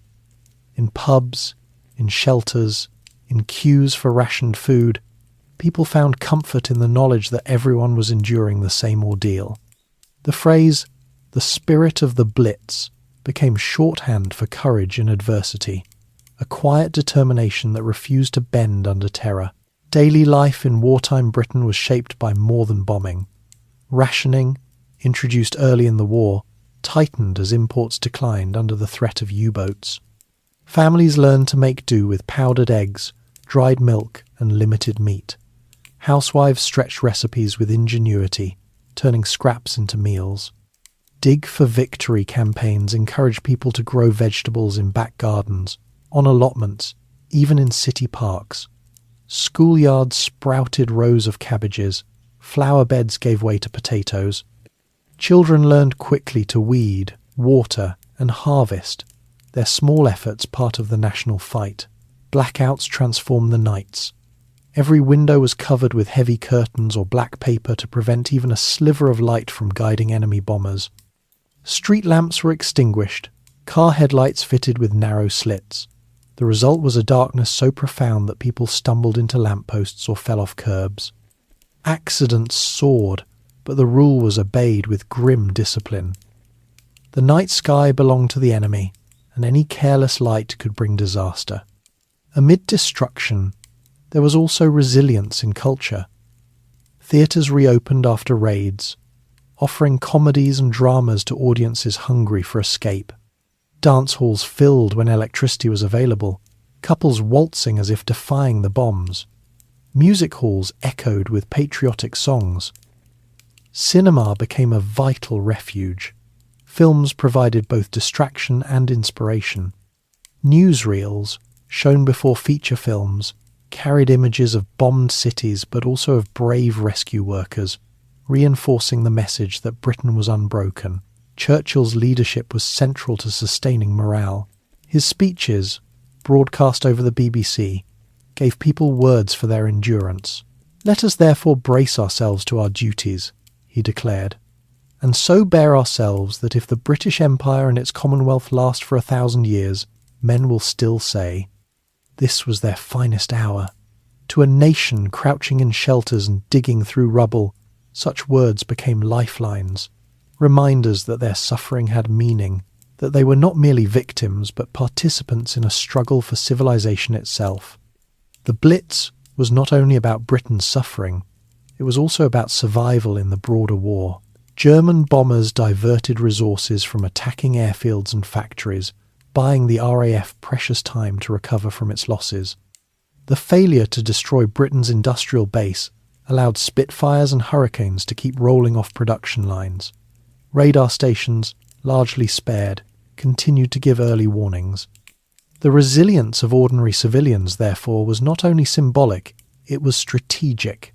Their endurance allowed Britain to remain in the fight, a vital base for the eventual liberation of Europe. Even as bombs fell, life went on. Couples married in hastily arranged ceremonies between raids. Babies were born in shelters, greeted by midwives working under lanterns. Letters travelled slowly but steadily, carrying love and news between soldiers abroad and families at home. Schools tried to function despite evacuation and destruction, teachers improvising with chalkboards propped against rubble. For children, the war years were both terrifying and strangely normal.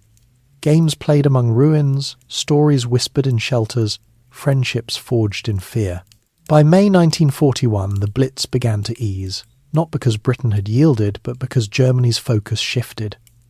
Preparations for the invasion of the Soviet Union required planes and resources to be moved east. The bombers that had tormented London and Coventry now turned toward Minsk and Kiev. Britain, though scarred and grieving, had survived. Cities smouldered, families mourned, but the nation remained unbroken. The Blitz left a profound legacy. It taught the world that modern war spared no one. Civilians were as vulnerable as soldiers, cities as much targets as forts. It demonstrated the power of endurance, the ability of ordinary people to resist terror through solidarity and courage, and it revealed that Hitler could not bend Britain to his will, no matter how many bombs fell. For survivors, the memories endured long after the rubble was cleared. The sound of sirens haunted dreams. The smell of smoke clung to recollections of childhood. For some, the war years became defining moments. Tales told to grandchildren about nights in the underground, about firestorms in the East End, about neighbours lost and found again in the chaos. The scars on cities became part of their identity, reminders of resilience. In the grand sweep of history, the Blitz was only one chapter in the Second World War. Yet it was decisive. By failing to crush Britain, Hitler left a free nation standing in Western Europe, a rallying point for resistance, a base for future counterattacks. Without Britain, there could have been no D-Day, no liberation of France, no ultimate Allied victory. The endurance of a people under fire had global consequences. As spring blossomed in 1941 and the bombers turned eastward, Britain emerged battered but alive. The fires had been quenched, the rubble slowly cleared, the shelters emptied for now. Children once again played in schoolyards, couples strolled along the Thames, churches rang bells for Sunday services. But beneath the return of daily life lay a quiet pride. They had been tested in fire and had not been broken. The Blitz had sought to terrorize and destroy. Instead, it had forged unity, courage, and the will to fight on. The Battle of the Atlantic. While bombs fell on London and Coventry, another battle unfolded far from the eyes of most civilians, a battle without front lines or monuments, fought on the endless grey waters of the Atlantic Ocean. It was a struggle, measured not in territory captured, but in ships sunk, in convoys protected or lost, in the silent disappearance of vessels swallowed by the sea. The Battle of the Atlantic was the longest continuous campaign of the Second World War, lasting from 1939 until 1945, and its outcome determined whether Britain could survive at all. For an island nation, the sea was lifeline and shield. Britain imported vast quantities of food, fuel, and raw materials. Its armies abroad depended on supplies carried across oceans. Without convoys bringing grain from Canada, oil from America, and weapons from factories across the Atlantic, Britain would starve and collapse. Hitler understood this. He knew that while the RAF defended the skies, Britain's belly remained exposed on the waves, and so he turned to a weapon that could strike unseen, the submarine, or as the Germans called it, the U-boat. U-boats had already proven their menace in the First World War, but in 1939 they returned with greater speed, better torpedoes, and improved tactics. Operating in wolf packs, groups of submarines coordinated to attack convoys at night, slipping between escort ships to launch torpedoes into the crowded columns of freighters. One moment, sailors were drinking tea in the galley. The next, explosions ripped through steel hulls, flames shot skyward, and cold seawater surged in. Survivors scrambled for lifeboats, praying for rescue while the U-boats slipped silently away into the dark. For merchant sailors, the Atlantic crossing became a gauntlet of terror. Each voyage meant weeks of monotony, punctuated by sudden catastrophe. Convoys stretched across miles, plodding slowly through the waves, every man knowing that beneath the surface lurked hunters. At night, the horizon flickered with explosions as ships were struck. The sea became littered with burning oil, drifting cargo, and the cries of men clinging to wreckage. Rescue ships could not always stop for fear of becoming targets themselves. Many sailors vanished without trace, remembered only in lists of missing vessels. The scale of the struggle was immense. Thousands of merchant ships were sunk, carrying millions of tons of cargo to the ocean floor. Every cargo lost meant fewer tanks, fewer planes, fewer sacks of wheat reaching Britain. Each ton mattered. Each convoy was a battle for survival. And yet, despite the terror, the convoys sailed. Merchant seamen, often civilians with minimal training, braved the Atlantic again and again. They were joined by naval escorts, destroyers, corvettes, and sloops, whose crews faced the constant challenge of locating and destroying an enemy they could rarely see. Sonar, called ASDIC at the time, offered some chance of detection, but U-boats were cunning and elusive. Depth charges were hurled into the water, sending shockwaves through the sea, sometimes striking home, often not. The Atlantic became a graveyard for both hunter and hunted. Technology played a decisive role. Early in the war, U-boats had the advantage, striking with impunity. But over time, Allied innovations turned the tide. Radar grew more sophisticated, capable of spotting periscopes or surfaced submarines at night. Long-range patrol aircraft began to cover the mid-Atlantic air gap, once a safe haven for U-boats. Escort carriers, small aircraft carriers built rapidly to accompany convoys extended protection further still. High-frequency direction finding, nicknamed Huff Duff, allowed escorts to triangulate U-boat radio transmissions. Each advance narrowed the hunter's advantage. Perhaps the most dramatic breakthrough came from code breaking. In Bletchley Park, a quiet estate in the English countryside, mathematicians and linguists worked tirelessly to crack the German Enigma code. Men like Alan Turing and women of the Women's Royal Naval Service intercepted and deciphered U-boat messages, revealing positions and plans. Their work, cloaked in secrecy for decades, gave convoys a hidden shield, allowing them to avoid ambushes or send reinforcements at critical moments. Many ships survived because of signals deciphered in that quiet, unassuming mansion. Still, victory was not quick. Through 1941 and into 1942, U-boat attacks intensified. When the United States entered the war after Pearl Harbor, its coasts became new hunting grounds. German submarines prowled boldly within sight of American beaches, sinking oil tankers that lit the night sky with fire visible from boardwalks. Hundreds of ships went down before American convoys and coastal blackouts finally curtailed the slaughter. Life aboard a U-boat was brutal.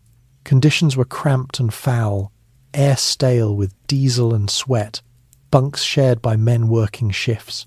Patrols lasted weeks, even months, with little rest and constant danger. When attacked, submariners endured the deafening thunder of depth charges, the creak of hulls under pressure, the terror of leaks and flooding. Casualty rates were appalling by war's end. More than 70% of German submariners were dead, and yet they sailed, driven by duty, by ideology, by the iron discipline of their commanders. For sailors in the merchant navy, life was equally harsh.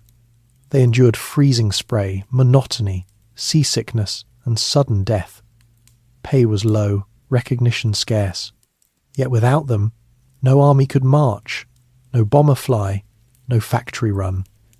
Churchill later admitted that the Battle of the Atlantic was the only campaign that truly frightened him. A single month of successful U-boat attacks could have strangled Britain, forcing surrender. The fate of the war rested not only in generals' plans or soldiers' bravery, but in the endurance of men hauling cargo across grey waves. By mid-1943, the balance shifted. Allied escort groups grew stronger, equipped with better radar, sonar, and weapons like the forward-firing Hedgehog mortar. Long-range Liberator bombers closed the mid-Atlantic gap, forcing U-boats to face constant threat from above. Convoys became better organised, escorts coordinated, and losses began to drop. In May 1943, often called Black May for the U-boats, Germany lost more submarines than ever before, 41 in a single month. The hunters had become the hunted. From then on, U-boat crews faced dwindling returns. More submarines were launched, new designs tested, but the tide had turned. By late 1944, Allied convoys crossed the Atlantic with relative security. Supplies flowed to Britain in a torrent tanks, aircraft, fuel, food, preparing for the great offensives that would liberate Europe.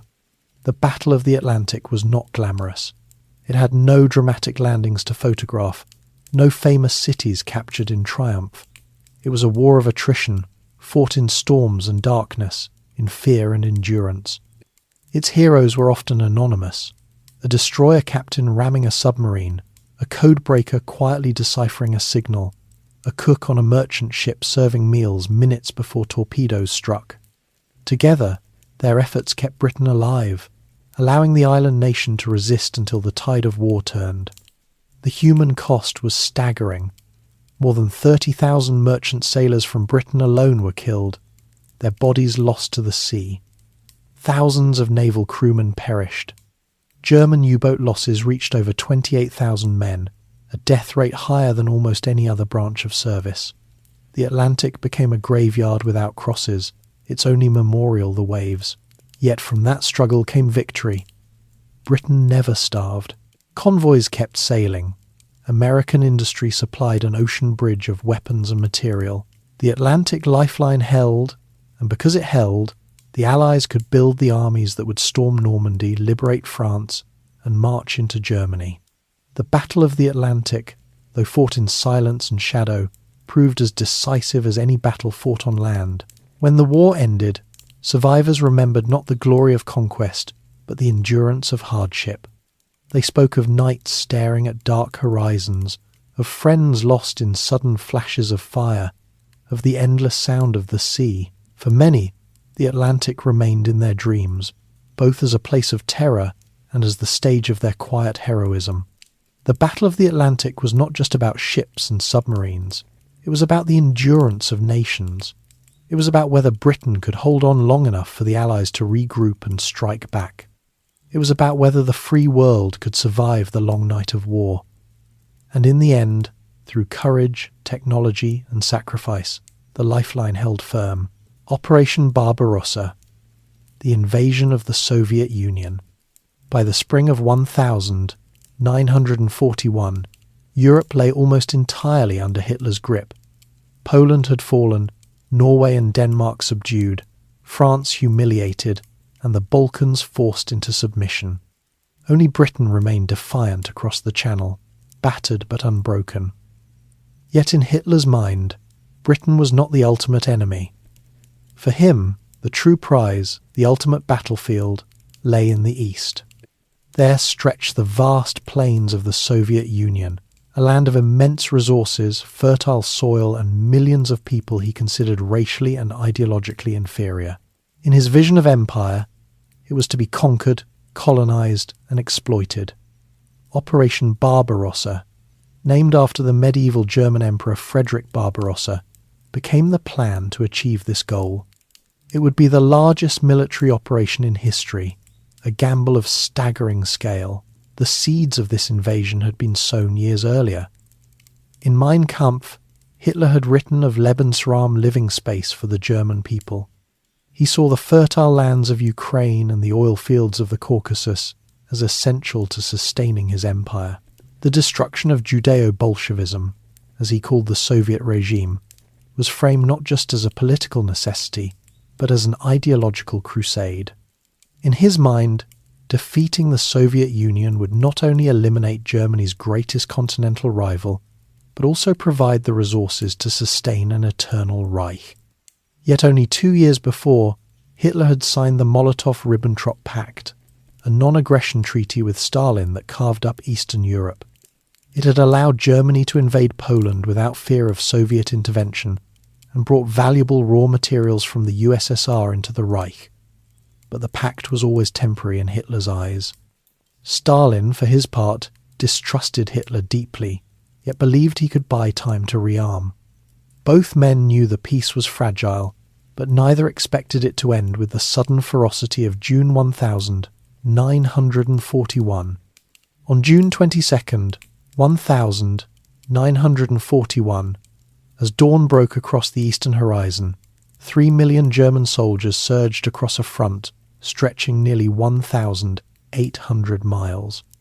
They were joined by 500,000 troops from Axis allies, Romanians, Hungarians, Finns and Italians.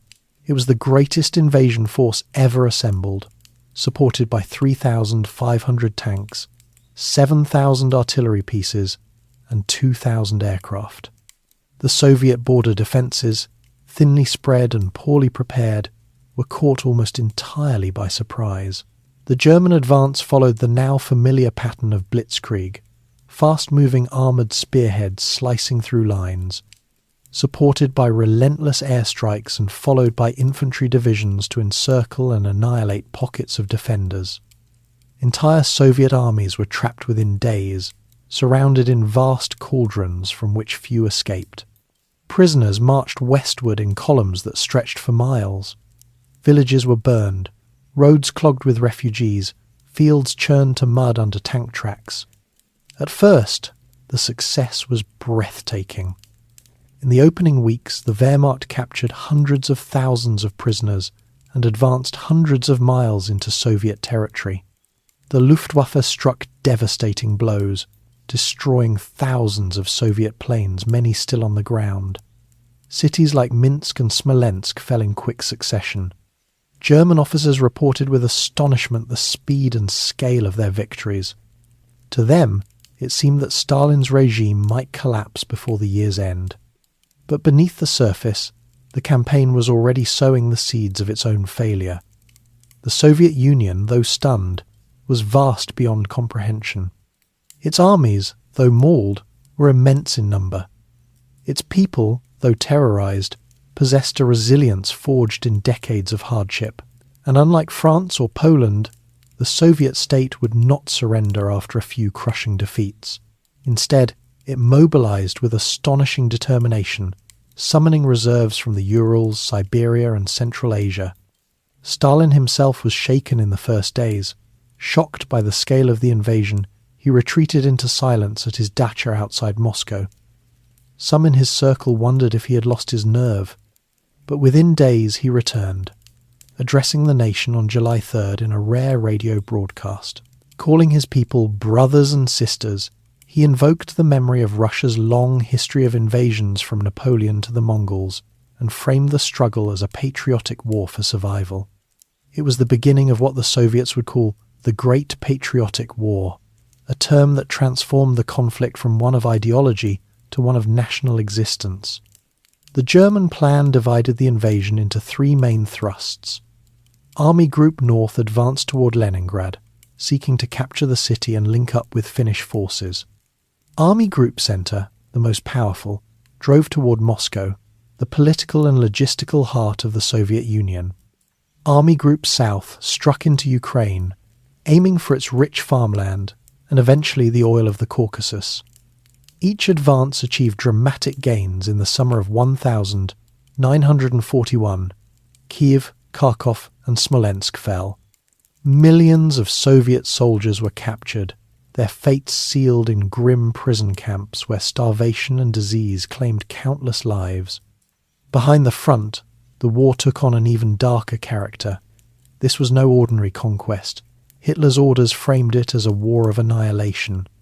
Political commissars of the Red Army were to be executed on capture. Jewish communities were targeted for extermination by SS units known as Einsatzgruppen.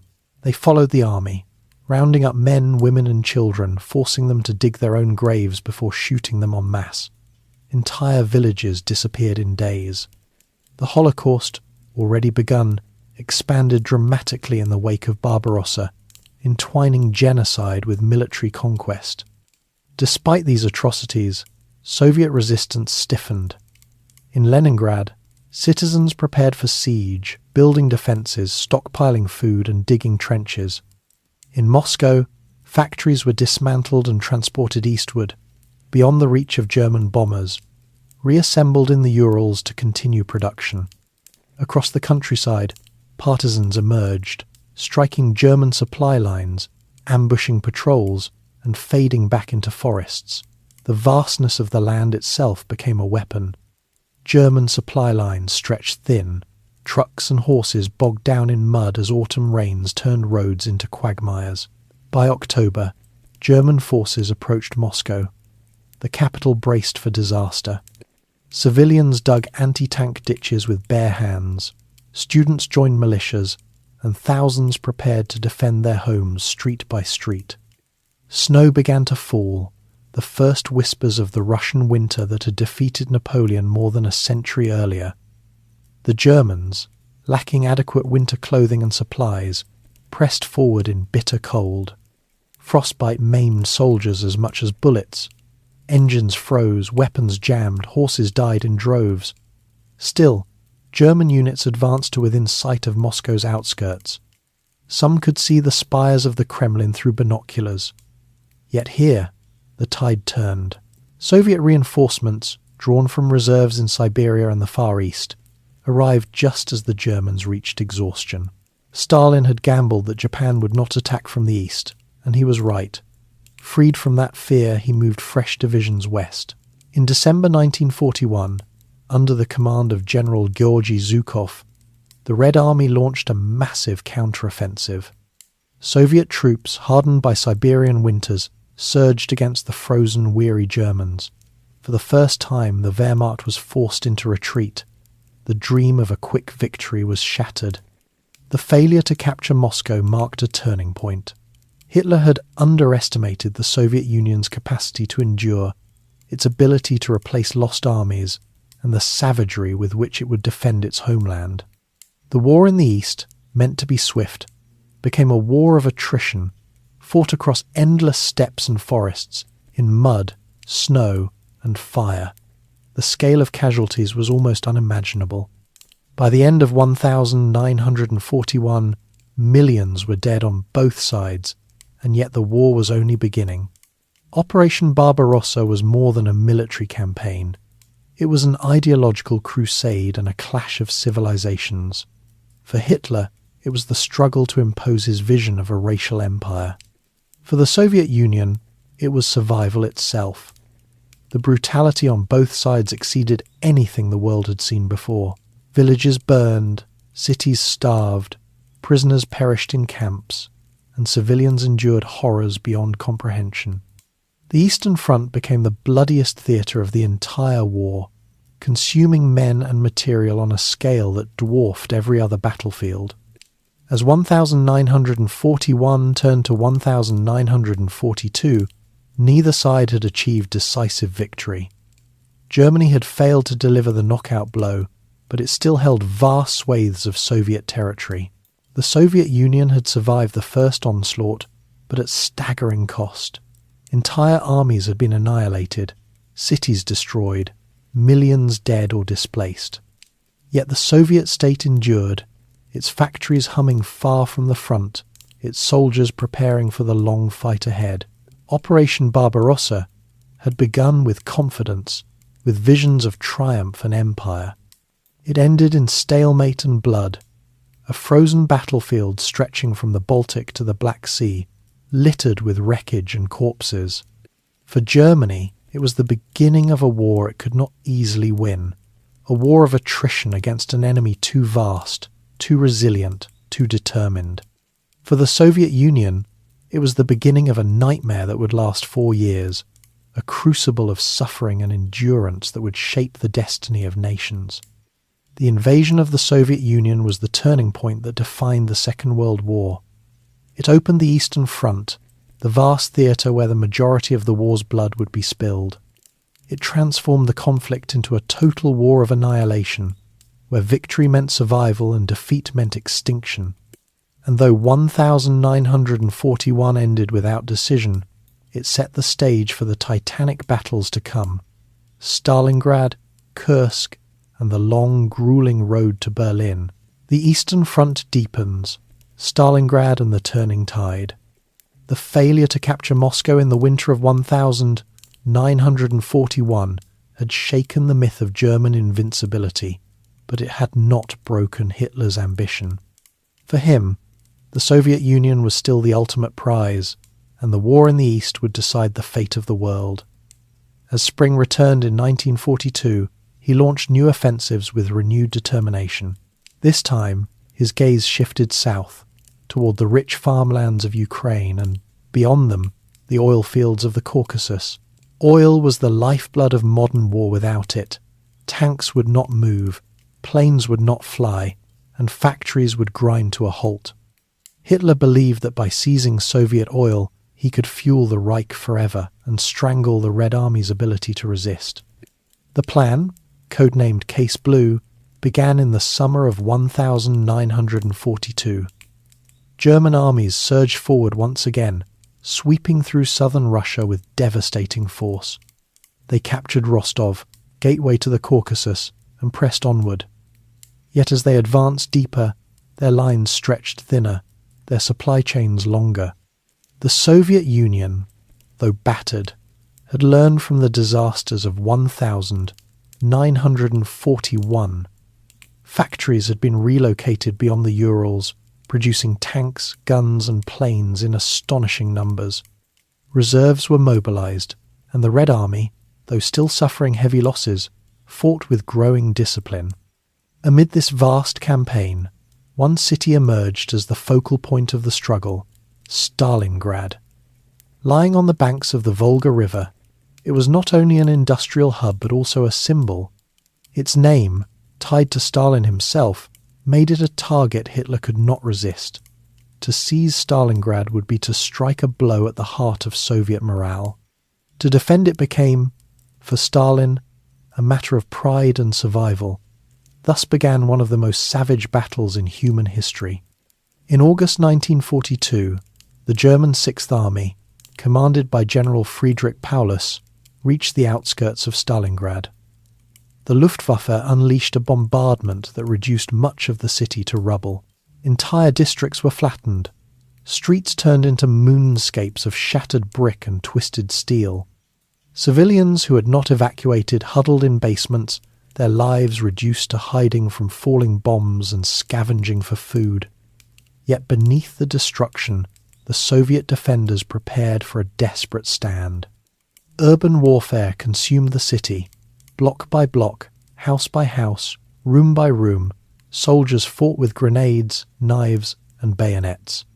Snipers perched in ruined buildings picked off enemy soldiers one by one. The Volga became both lifeline and graveyard, as Soviet boats ferried reinforcements and supplies across under constant fire. Soldiers often stepped ashore only to die within hours, but still they came. Stalin's order was simple. Not a step back. Retreat was forbidden. To many, it meant fighting to the death. For the Germans, the battle became a nightmare. Accustomed to swift campaigns and open manoeuvre, they found themselves bogged down in rubble where tanks could not move and every ruin concealed defenders. They nicknamed the fighting Rattenkrieg, the War of the Rats.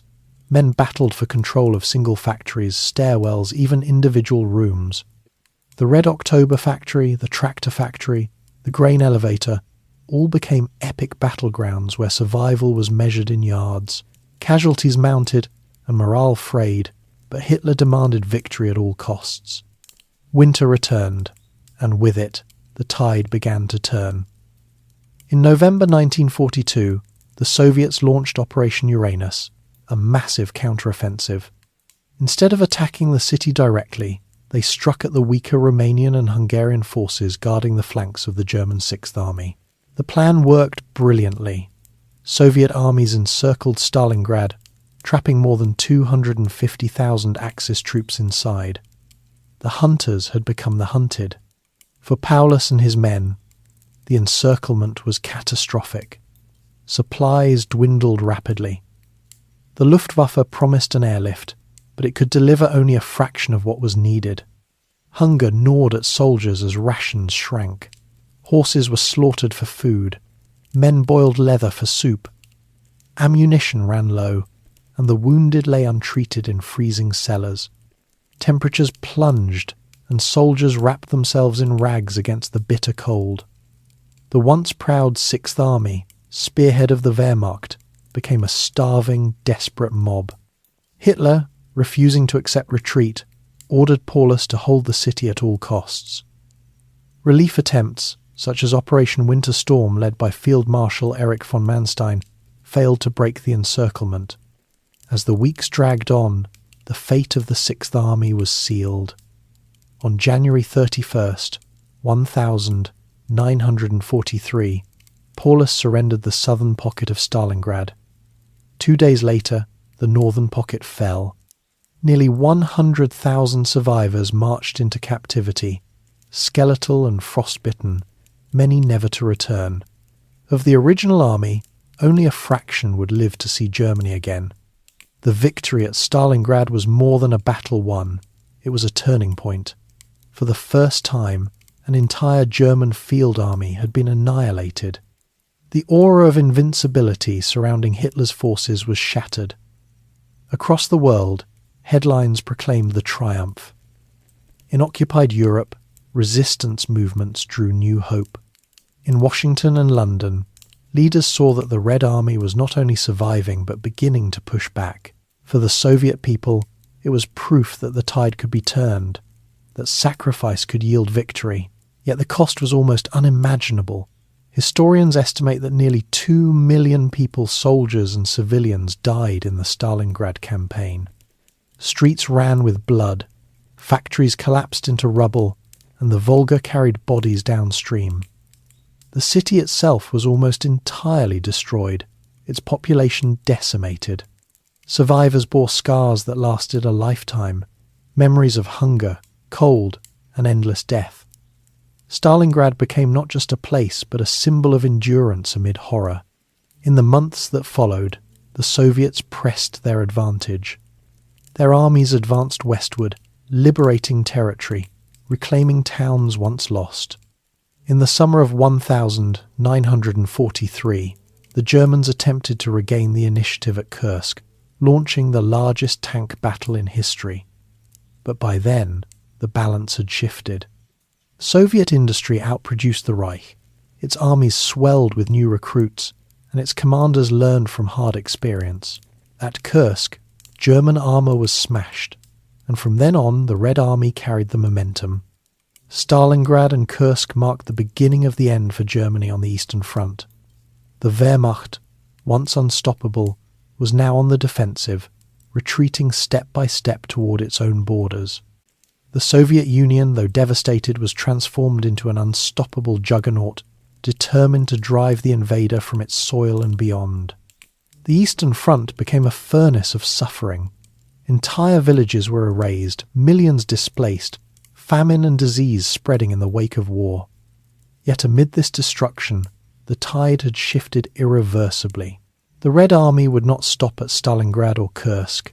It would march westward relentlessly, through Ukraine, Belarus, Poland, and eventually into Germany itself. The turning tide at Stalingrad was not only a military reversal but a psychological earthquake. For the first time, Hitler's destiny seemed uncertain. For the first time, Stalin's gamble appeared justified. For the first time, the Allies could imagine a future in which Nazi Germany would not rule Europe, but collapse under the weight of its own ambition. The Allied home fronts, total war economies and civilian sacrifice. While armies clashed at Stalingrad, El Alamein, and in the skies above Europe, another kind of war unfolded far from the front lines. It was a war fought in factories, in fields, in kitchens, and in classrooms. It was a war of ration books, of blackouts, of propaganda posters, of endless work shifts, and of quiet, uncelebrated endurance. The home fronts of the Allied nations became as vital to victory as the armies at the front. Without them, the soldiers could not march, the planes could not fly, and the tanks could not roll. The story of the Second World War is not only about generals and battles, it is also about ordinary citizens who turn their daily lives into a battlefield of production, sacrifice, and resilience. From the outset, the Allies understood that this war would demand more than soldiers. The entire economy, every factory, every farm, every shipyard, every school would have to be mobilized. Economists and generals alike spoke of total war, a phrase that meant not just military mobilization but the complete reordering of society. In London and Moscow, in Washington and Ottawa, in Sydney and Delhi, governments asked their citizens to surrender comforts, to labour without rest, and to endure fear and loss for the sake of a distant victory. In Britain, the transformation was immediate. From 1939 onward, rationing became a way of life. Families received books filled with coupons, each one controlling access to essentials: meat, sugar, butter, tea, and clothing. Luxuries vanished from store shelves. Women learned to stretch meals with lentils, carrots, and dried eggs. Housewives swapped recipes for mock goose made from potatoes and oats, or cakes sweetened with carrots instead of sugar. Posters urged, "Waste not, want not, and dig for victory." Lawns became vegetable plots. City parks sprouted rows of cabbages, and even Buckingham Palace converted gardens for food production. Children learned quickly to weed and harvest, their small hands part of a vast national effort to feed a besieged island. Blackouts transformed every night into a new kind of battlefield. From 1939, every window was covered with heavy curtains or painted with dark paint. Street lamps went dark, headlights were shielded, and even cigarettes were cupped in hands to hide their glow. For the government, blackouts were a shield against German bombers. For civilians, they were a stumbling, dangerous ordeal.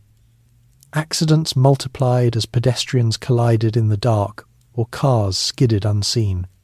Yet the rules were obeyed with a discipline born of necessity, for everyone knew that a careless light might guide death from above. Women played a central role in this new home front war.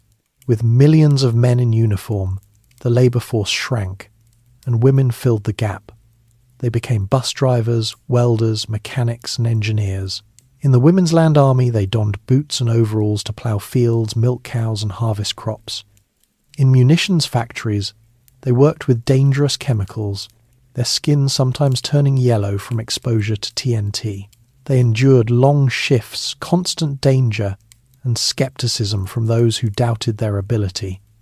Yet they proved indispensable.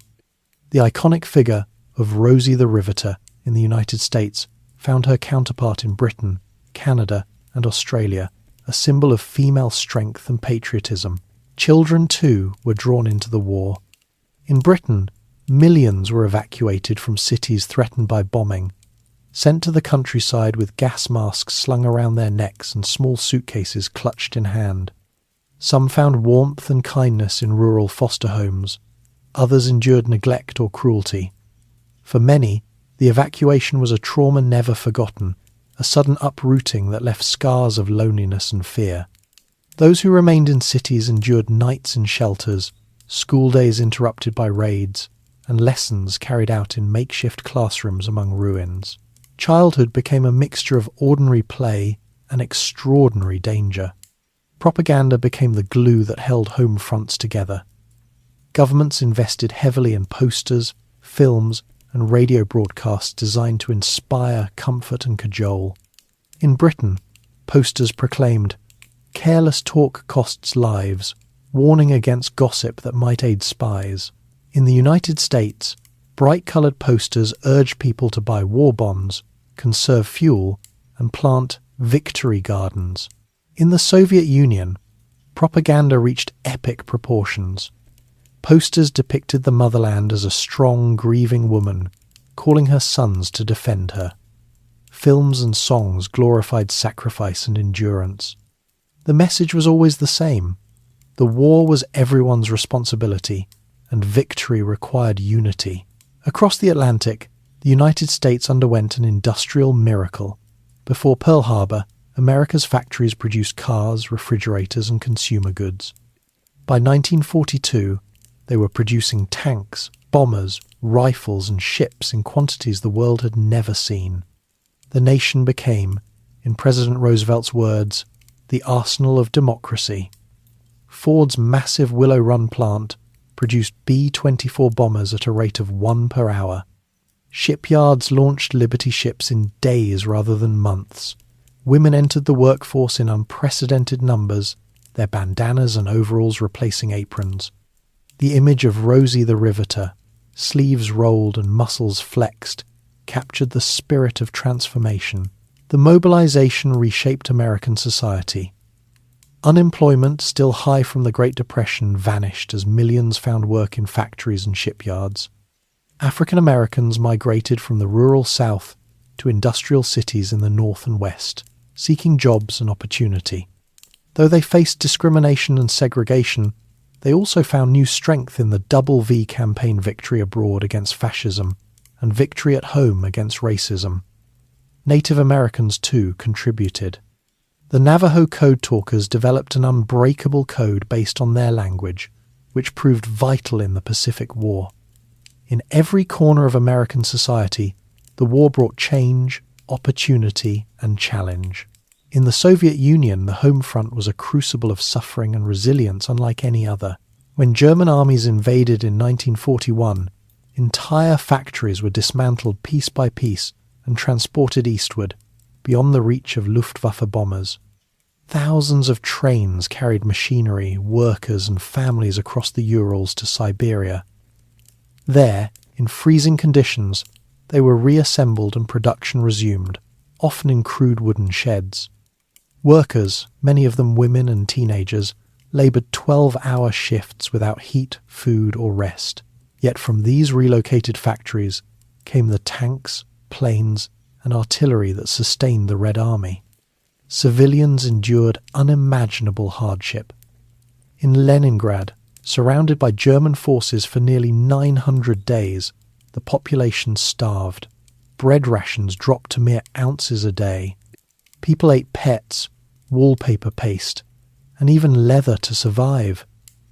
Thousands died each week, their bodies carted away on sledges through frozen streets. yet the city did not surrender. Its factories continued to produce weapons, its people clung to life, and its symphony orchestra even performed Shostakovich's Seventh Symphony, broadcast to inspire the nation. The siege of Leningrad became one of the most harrowing and heroic episodes of civilian endurance in history. In Canada, Australia, New Zealand, and other Commonwealth nations, the home front also transformed.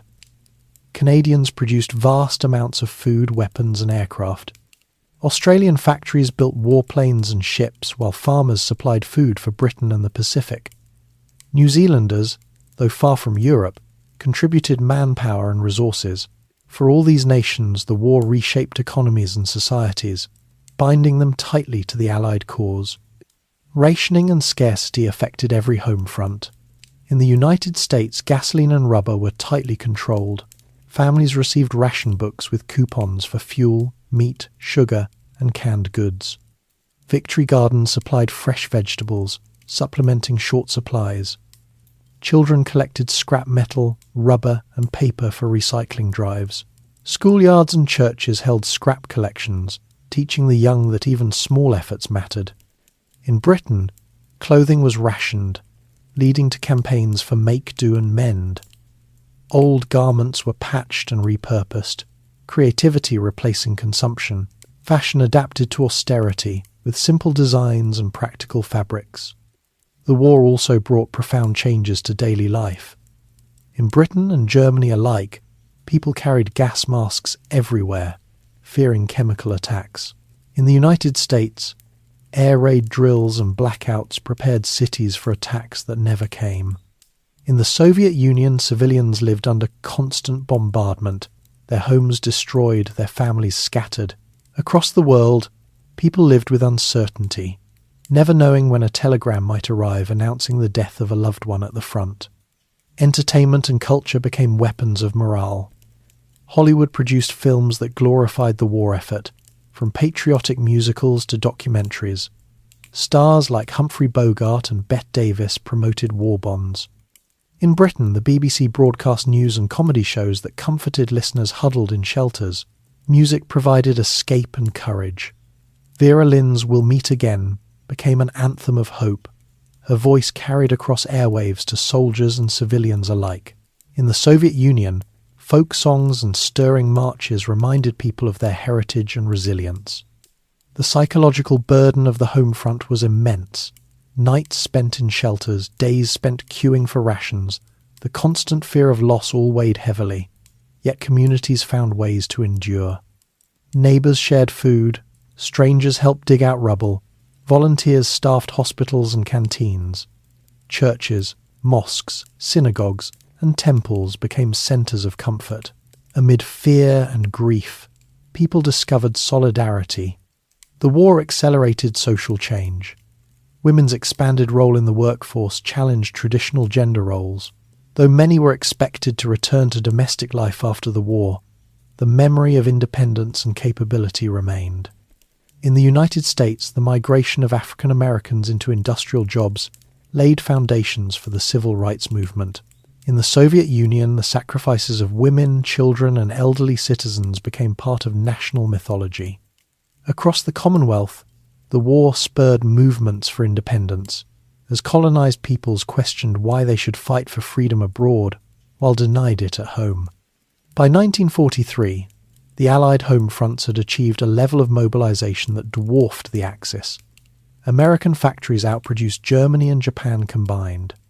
Soviet industry, despite devastation, churned out tanks and artillery in astonishing numbers. British shipyards and airfields continued to deliver vital convoys and aircraft. The combined weight of these economies, driven by civilian sacrifice, tipped the balance of the war. Yet victory came at a price. The home fronts bore scars that lasted for generations. Bombed-out cities required decades of rebuilding. Families never recovered from the loss of fathers, sons, and daughters. Rationing in Britain continued until the 1950s. In the Soviet Union, famine and devastation lingered. In the United States, returning soldiers faced the challenge of reintegration, while women and minorities fought to preserve gains made during the war. The Allied home fronts remind us that wars are not won only on battlefields. They are won in kitchens where meals were stretched, in factories where women worked until their hands bled, in fields where children harvested crops, in shelters where families endured fear together. They are won through sacrifice, unity, and resilience. The story of the home fronts is a story of quiet heroism, of millions who may never have seen a battlefield but whose endurance was no less vital. They remind us that victory in war is not only about generals and armies, but about entire societies willing to endure hardship for the sake of freedom. By 1944, the fruits of these sacrifices became clear. Allied soldiers landed in Normandy equipped with weapons, vehicles, and supplies that seemed limitless compared to the shrinking resources of the Axis. Soviet offensives surged forward, supported by tanks and artillery built in relocated factories. The tide had turned, and it was the home fronts, those endless hours of labour and sacrifice, that made it possible. When the war finally ended, leaders praised soldiers and generals, but those who had kept the home fires burning also deserved recognition. They had endured fear, hunger, and exhaustion. They had carried burdens silently, without medals or parades, yet their contribution was written in every victory, in every liberated city, in every step toward peace. The Italian campaign and the fall of Mussolini. When the dust of El Alamein settled in North Africa and Rommel's Afrika Korps surrendered in Tunisia in May 1943, the Mediterranean shifted from being a stalemate to an Allied springboard. The question was, where to strike next? Churchill, eager to open another front and chip away at what he called Europe's soft underbelly, urged an invasion of Italy. The United States, focused on preparing for a future cross-channel invasion into France, hesitated but agreed. Italy was the Axis's weakest partner, its military demoralised, its population weary of war, and its dictator Benito Mussolini losing his grip. If Italy could be knocked out of the war, Germany would stand isolated in Europe, forced to divert troops from the Eastern Front and France. Thus began one of the most gruelling and overlooked campaigns of the war, the slow, bloody fight up the Italian peninsula. The first step was Sicily. Operation Husky, launched in July 1943, was the largest amphibious invasion yet attempted, involving British, American and Canadian forces. Under cover of night, Allied paratroopers dropped behind enemy lines while naval convoys carried divisions towards Sicily's beaches. The landings met stiff resistance but gradually gained ground. Fierce battles raged in the hills and towns of Sicily, with German and Italian forces retreating stubbornly while conducting skilled rearguard actions. The island's rugged terrain favoured the defenders, but Allied superiority in the air and sea proved decisive. As Sicily fell, political tremors shook Italy itself. The Italian people, long suffering from food shortages, bombings and defeats, had grown weary of Mussolini's promises. The fascist Grand Council turned against him, and on July 25, 1943, Mussolini was deposed and arrested by order of King Victor Emmanuel III. Italians poured into the streets celebrating, believing the nightmare might soon be over. Yet Mussolini's fall did not mean immediate peace. The Germans, anticipating betrayal, swiftly moved to occupy Italy, reinforcing defences and preparing to fight on. The Allies next invaded the mainland. On September 3, 1943, British forces crossed from Sicily into Calabria, Italy's toe. A few days later, the main landings took place at Salerno under Operation Avalanche. Here, the Germans under Field Marshal Albert Kesselring were waiting. As Allied troops struggled ashore, German counterattacks threatened to throw them back into the sea. For days the outcome hung in the balance, with bloody street fighting and artillery pounding the beaches. Only with naval gunfire and relentless determination did the Allies secure a foothold. On September 8th, Italy signed an armistice with the Allies, effectively exiting the war. But this did not bring peace to the peninsula. German forces swiftly disarmed Italian troops, occupied much of the country, and rescued Mussolini in a daring commando raid led by Otto Skorzeny. Hitler installed him as leader of the Italian Social Republic, a puppet regime based in northern Italy. The war in Italy was far from over. Instead of liberation, Italians now found themselves trapped between German occupation and Allied invasion. Their land turned into a battlefield. The advance northward proved agonizingly slow. Italy's geography favoured the defenders. Mountains, rivers, and narrow valleys provided endless natural fortifications. The Germans constructed strong defensive lines, notably the Gustav Line, anchored at Monte Cassino, where a centuries-old Benedictine monastery crowned a hill commanding the road to Rome. For months, the Allies battered against these defences in one of the most brutal campaigns of the war. The Battle of Monte Cassino epitomised the agony of the Italian campaign. Beginning in January 1944, Allied forces launched repeated assaults on the monastery and surrounding heights. The fighting was savage infantry clawing uphill under machine gun fire, tanks bogged in mud, artillery turning villages into rubble. Believing the Germans had fortified the monastery itself, the Allies bombed it in February, reducing the ancient building to ruins. Ironically, the Germans had not occupied it before the bombing, but afterward they used the rubble as a near-impenetrable fortress. For months the battle ground on, involving Polish, Indian, New Zealand, French, American and British troops. Thousands died in the mud and ruins.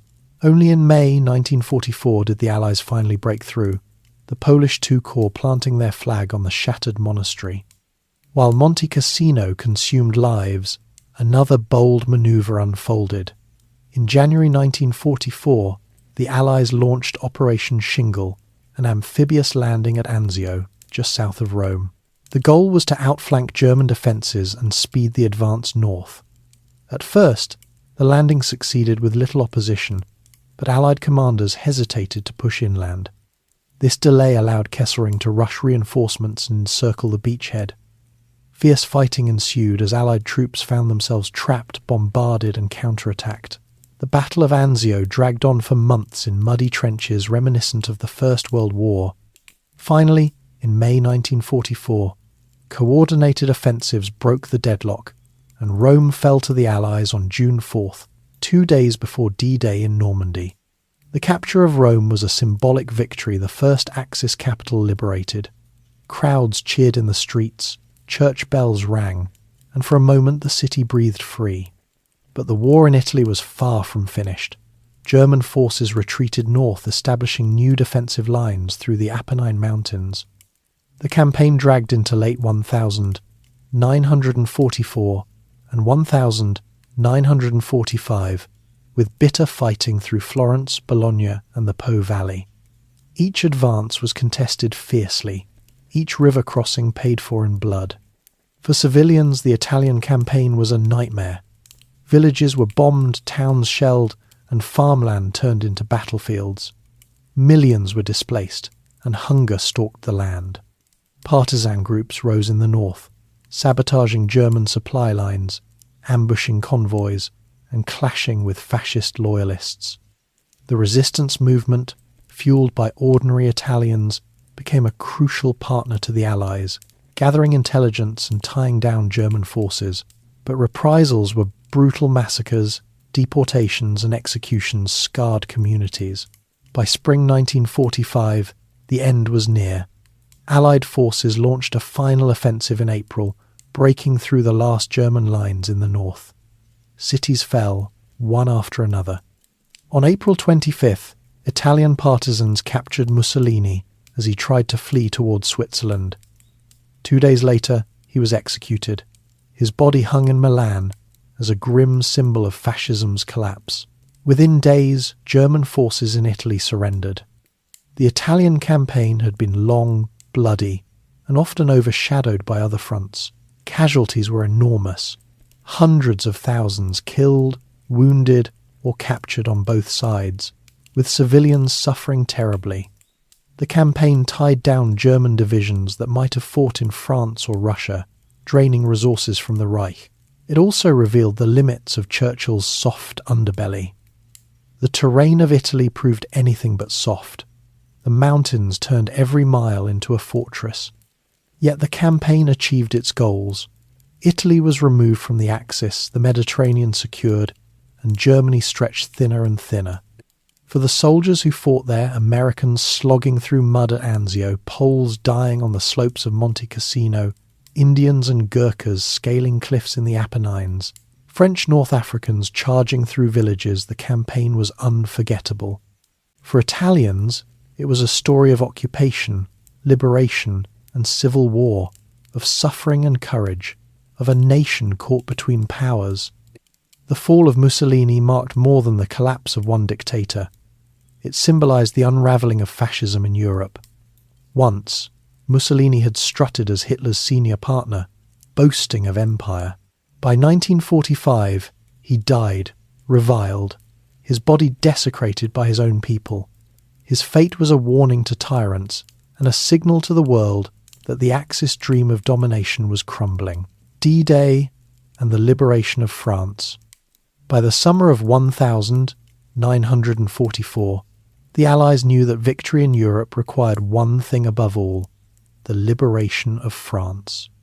Since 1940, the country had been under Nazi occupation, its people enduring censorship, forced labour, and the daily presence of the Gestapo. Resistance fighters risked their lives in sabotage and secret networks, but without an Allied invasion, liberation was impossible. The Soviet Union had been demanding a second front for years to relieve pressure on the Eastern Front. Now, after campaigns in North Africa and Italy, after years of preparation, deception and sacrifice, the Allies were ready. They would storm the beaches of Normandy in the largest amphibious operation in history. The day was June 6, 1944 D-Day. The planning had been immense. For months, Allied commanders debated where to land. The narrowest point of the English Channel, Pas de Calais, seemed logical, but it was heavily defended. Normandy, farther west, offered wide beaches and weaker defences, though its tides, cliffs and bocage countryside posed difficulties. Operation Overlord, the code name for the invasion, required not only military precision but also secrecy. Deception operations, including the famous Operation Fortitude, convinced the Germans that the invasion would come at Calais. Inflatable tanks, fake radio traffic, and even a phantom army under General Patton were used to mislead the enemy. The force assembled was staggering. Nearly 7,000 ships gathered in southern England, warships, troop transports, landing craft and supply vessels. Over 150,000 soldiers from the United States, Britain, Canada, and other Allied nations prepared to cross the Channel. Thousands of aircraft filled the skies, ready to provide cover and transport paratroopers. The logistics alone were breathtaking. Food, ammunition, fuel, and equipment for an entire army had to be carried across the sea. Every soldier carried not only a weapon but also the weight of history. The night before the landings, paratroopers were dropped behind enemy lines. American airborne divisions, the 82nd and 101st, landed in the darkness near Sainte-Mère-Église, tasked with securing bridges and disrupting German defences. British and Canadian paratroopers dropped near Pegasus Bridge, fighting fierce battles in hedgerows and villages. Many were scattered by wind and anti-aircraft fire, landing far from their objectives. Some drowned in flooded fields, weighed down by gear. Others rallied into small groups, carrying out daring ambushes and holding key crossroads until reinforcements arrived. Their sacrifice sowed confusion among German defenders. At dawn on June 6th, the invasion fleet appeared off Normandy's coast. Warships opened fire, their guns thundering, shaking the sea and sky. Landing craft surged forward, packed with soldiers bracing themselves against fear and waves. The beaches had code names: Utah and Omaha for the Americans, Gold and Sword for the British, and Juno for the Canadians. Each would tell its own story of courage, chaos, and loss. At Utah Beach, fortune favoured the Americans. Strong currents carried the first wave off course, but this mistake placed them in a weaker stretch of defences. They secured the beach quickly, advancing inland with relatively few casualties. At Omaha, however, the story was different. German defences were strongest here: machine gun nests, artillery, barbed wire, and mines. As the ramps of landing craft dropped, soldiers waded into waist-deep water under a storm of bullets and shells. Many were cut down before reaching shore. Bodies littered the surf, tanks sank in the sand, officers fell one after another. For hours it seemed Omaha might be a disaster, yet small groups of survivors crawled forward, blasting gaps in wire, scaling cliffs and silencing bunkers. By sheer grit, Omaha was won, though at a terrible price: over 2,000 casualties in a single morning. On the British and Canadian beaches Gold, Juno and Sword, the fighting was fierce but progress steady. Engineers cleared obstacles, tanks rolled ashore, and infantry pushed inland through villages.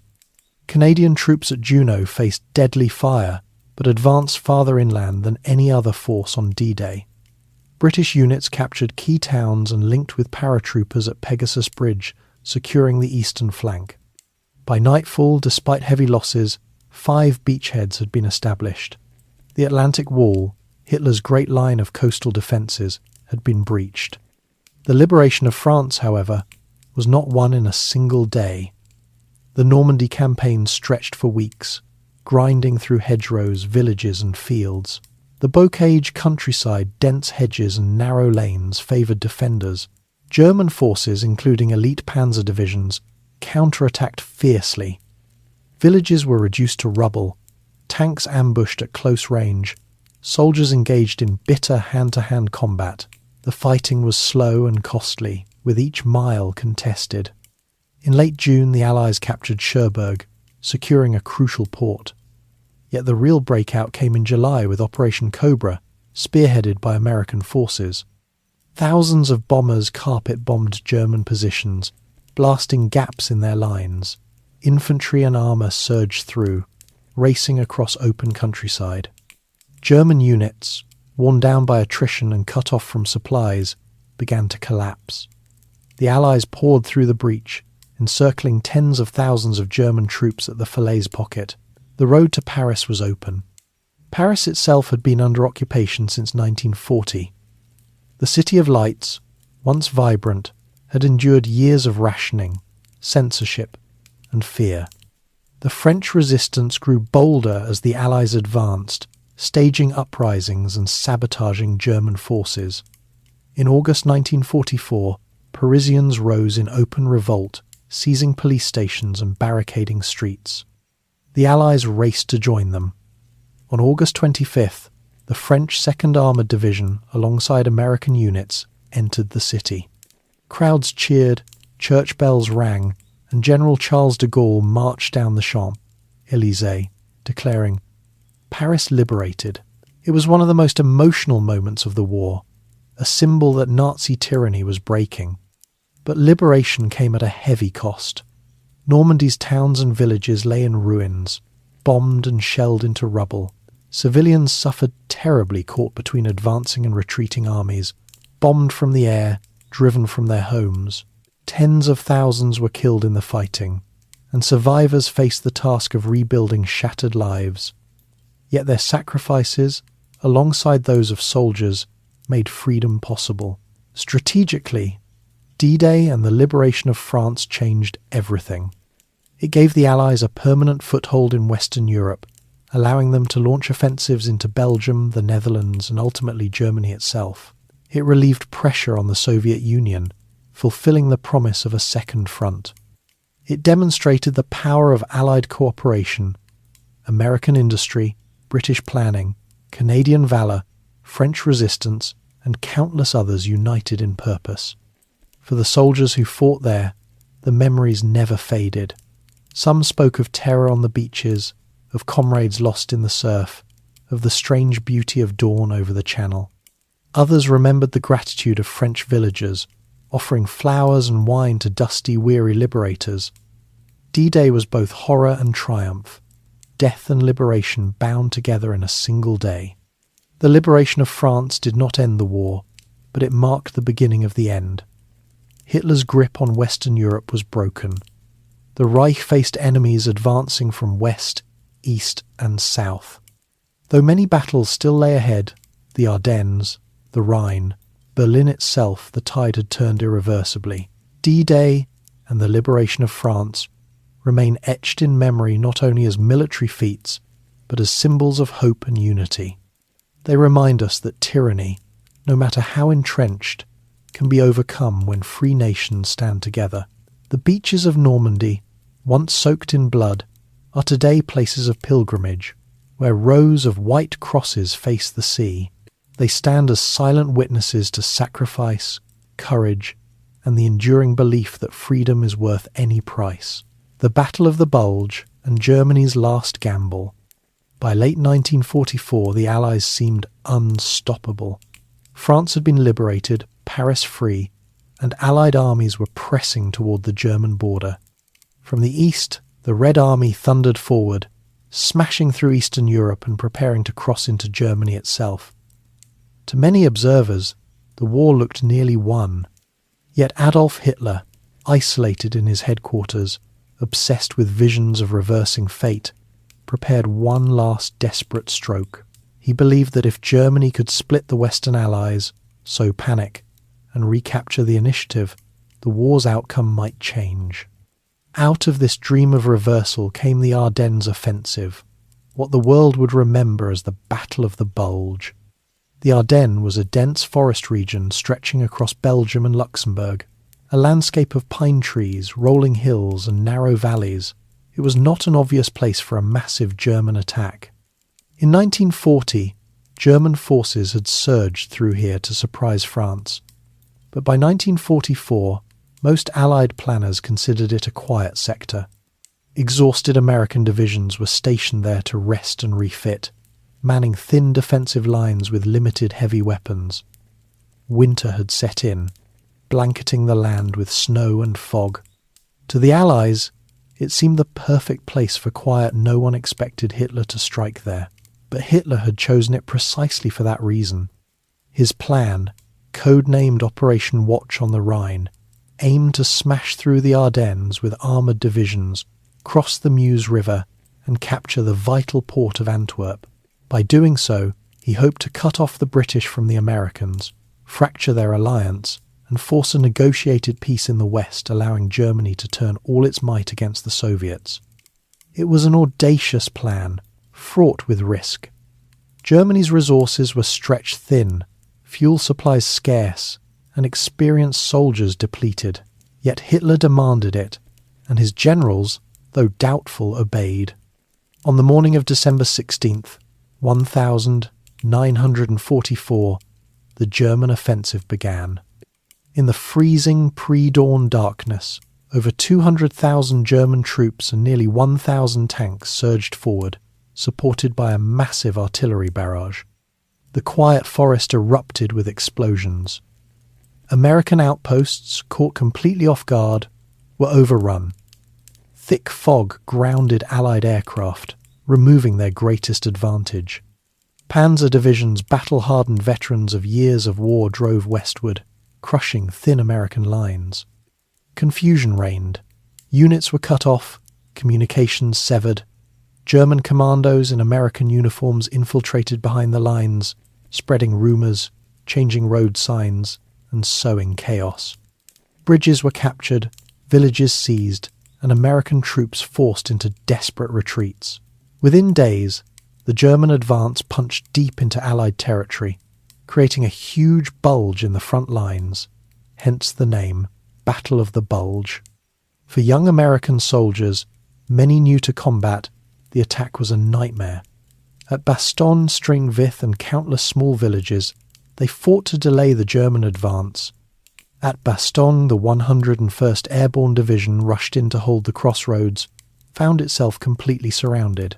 Cut off from supplies, freezing in foxholes, low on ammunition, they held on grimly.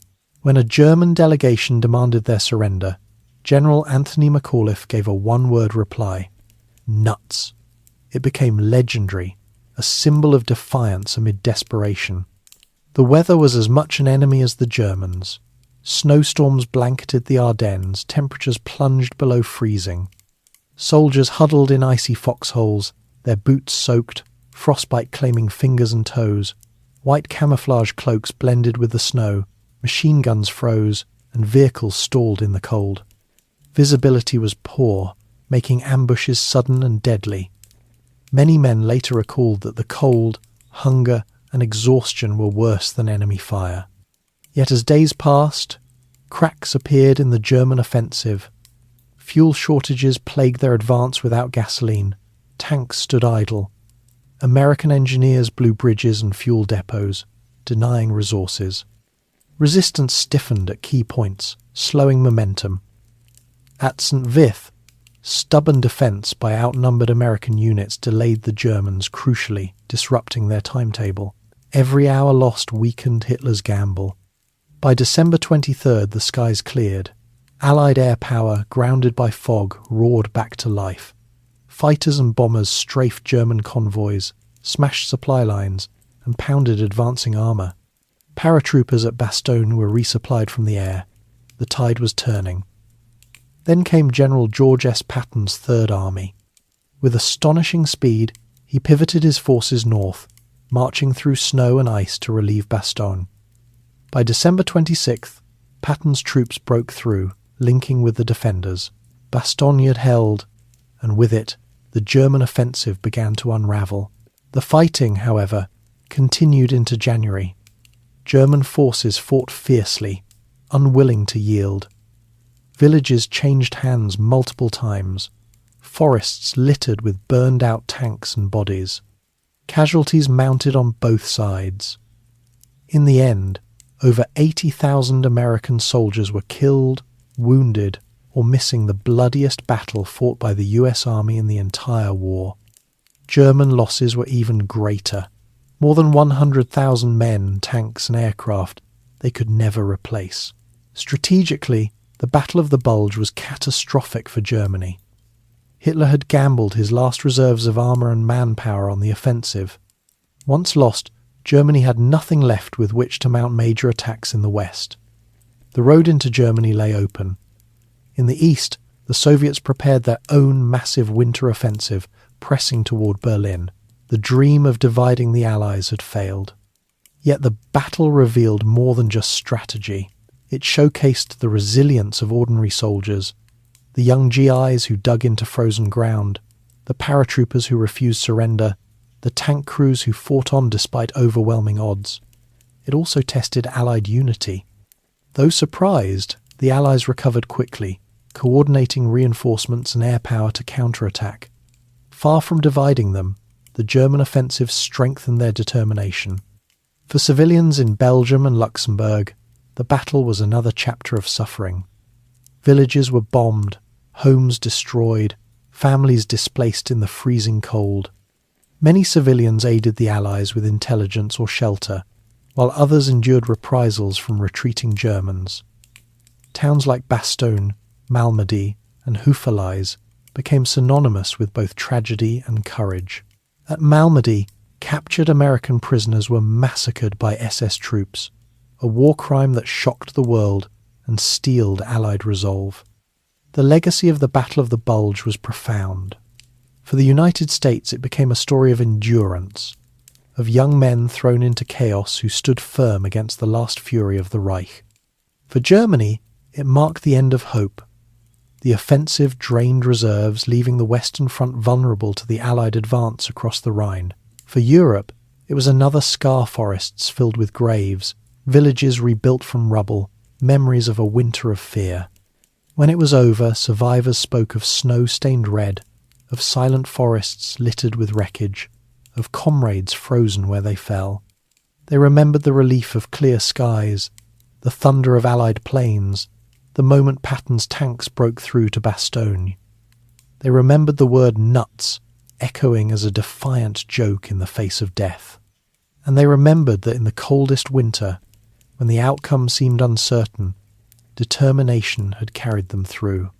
The Battle of the Bulge was Hitler's last gamble, his final attempt to change the course of the war in the West. It failed, and with it failed the last illusions of Nazi victory.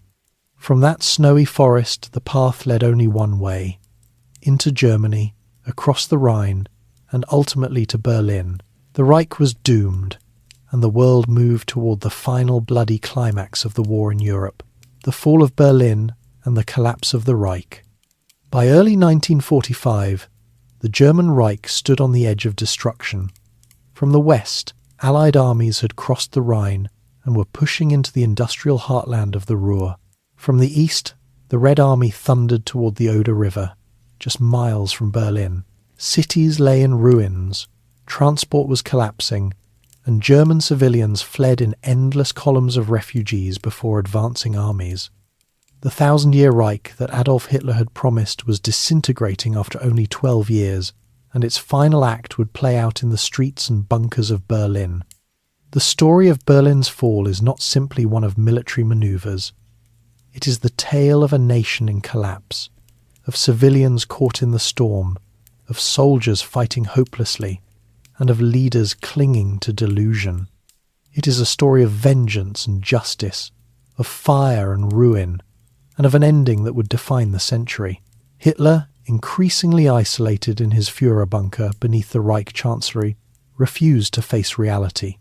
He issued orders to divisions that no longer existed, commanded counterattacks from units shattered weeks earlier, and raged against generals he accused of betrayal.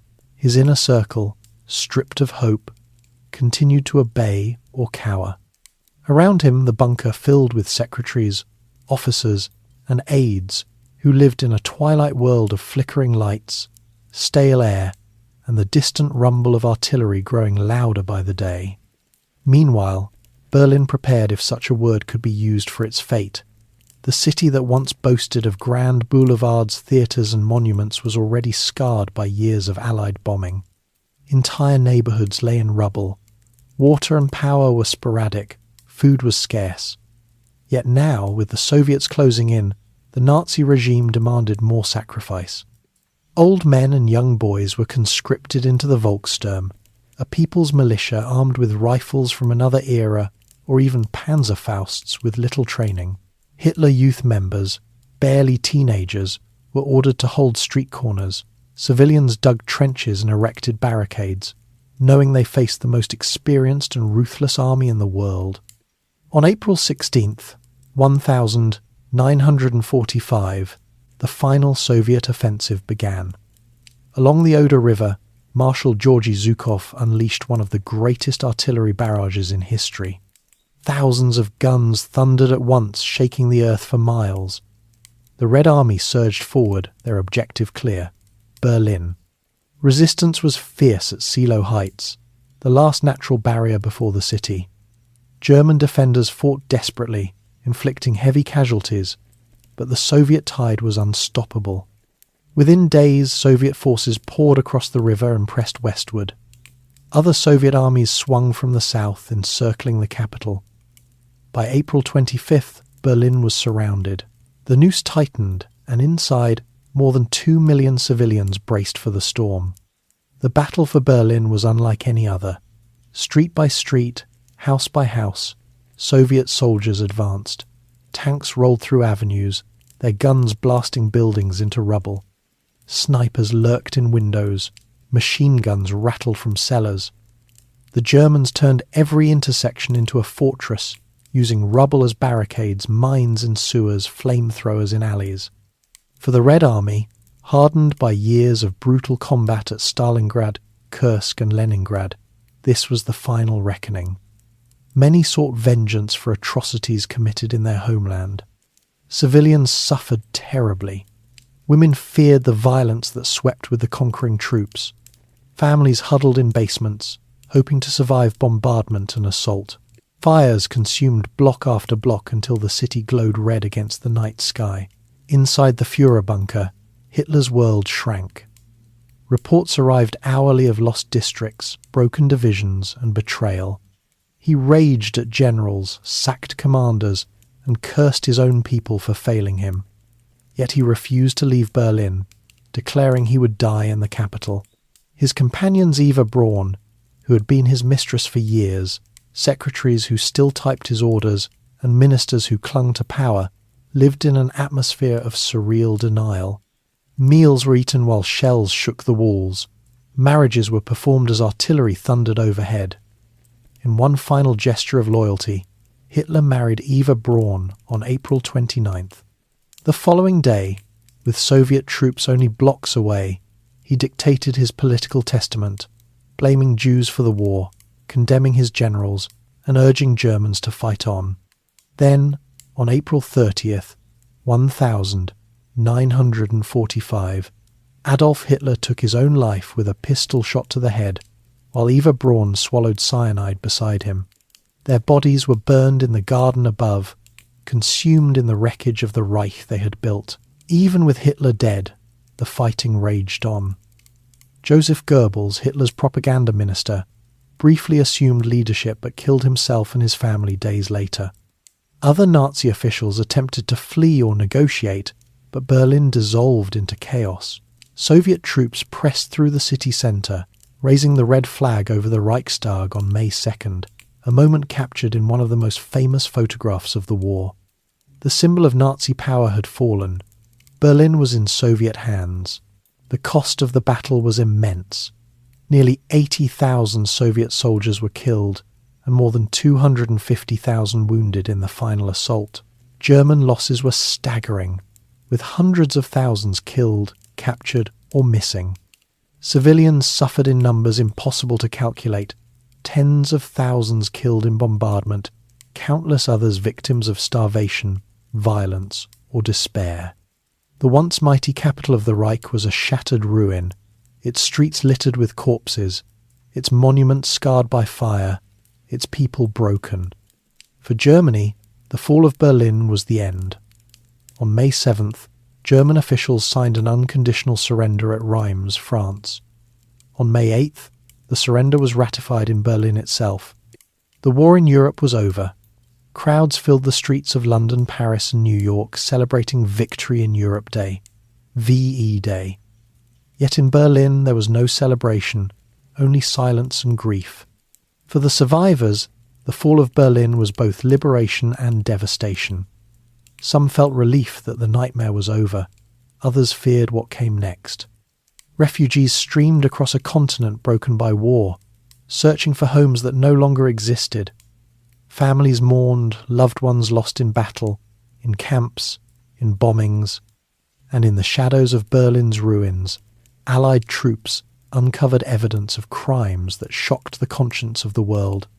The concentration camps, the final solution, the machinery of genocide. The military defeat of the Reich was complete, but the moral reckoning had only begun. The image of Berlin in 1945 remains etched in history. A city in flames, soldiers raising flags over ruins, civilians emerging from basements to a world transformed. It was the end of one era and the violent birth of another. The Reich was gone, its leaders dead or hunted, its dreams turned to ash. From those ashes would rise not only new Germany's east and west, but a new world order shaped by the war's terrible cost. The fall of Berlin was not just the end of a battle.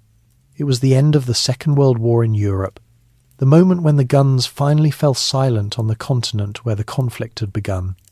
It was the ultimate proof that tyranny built on fear and violence could never endure forever.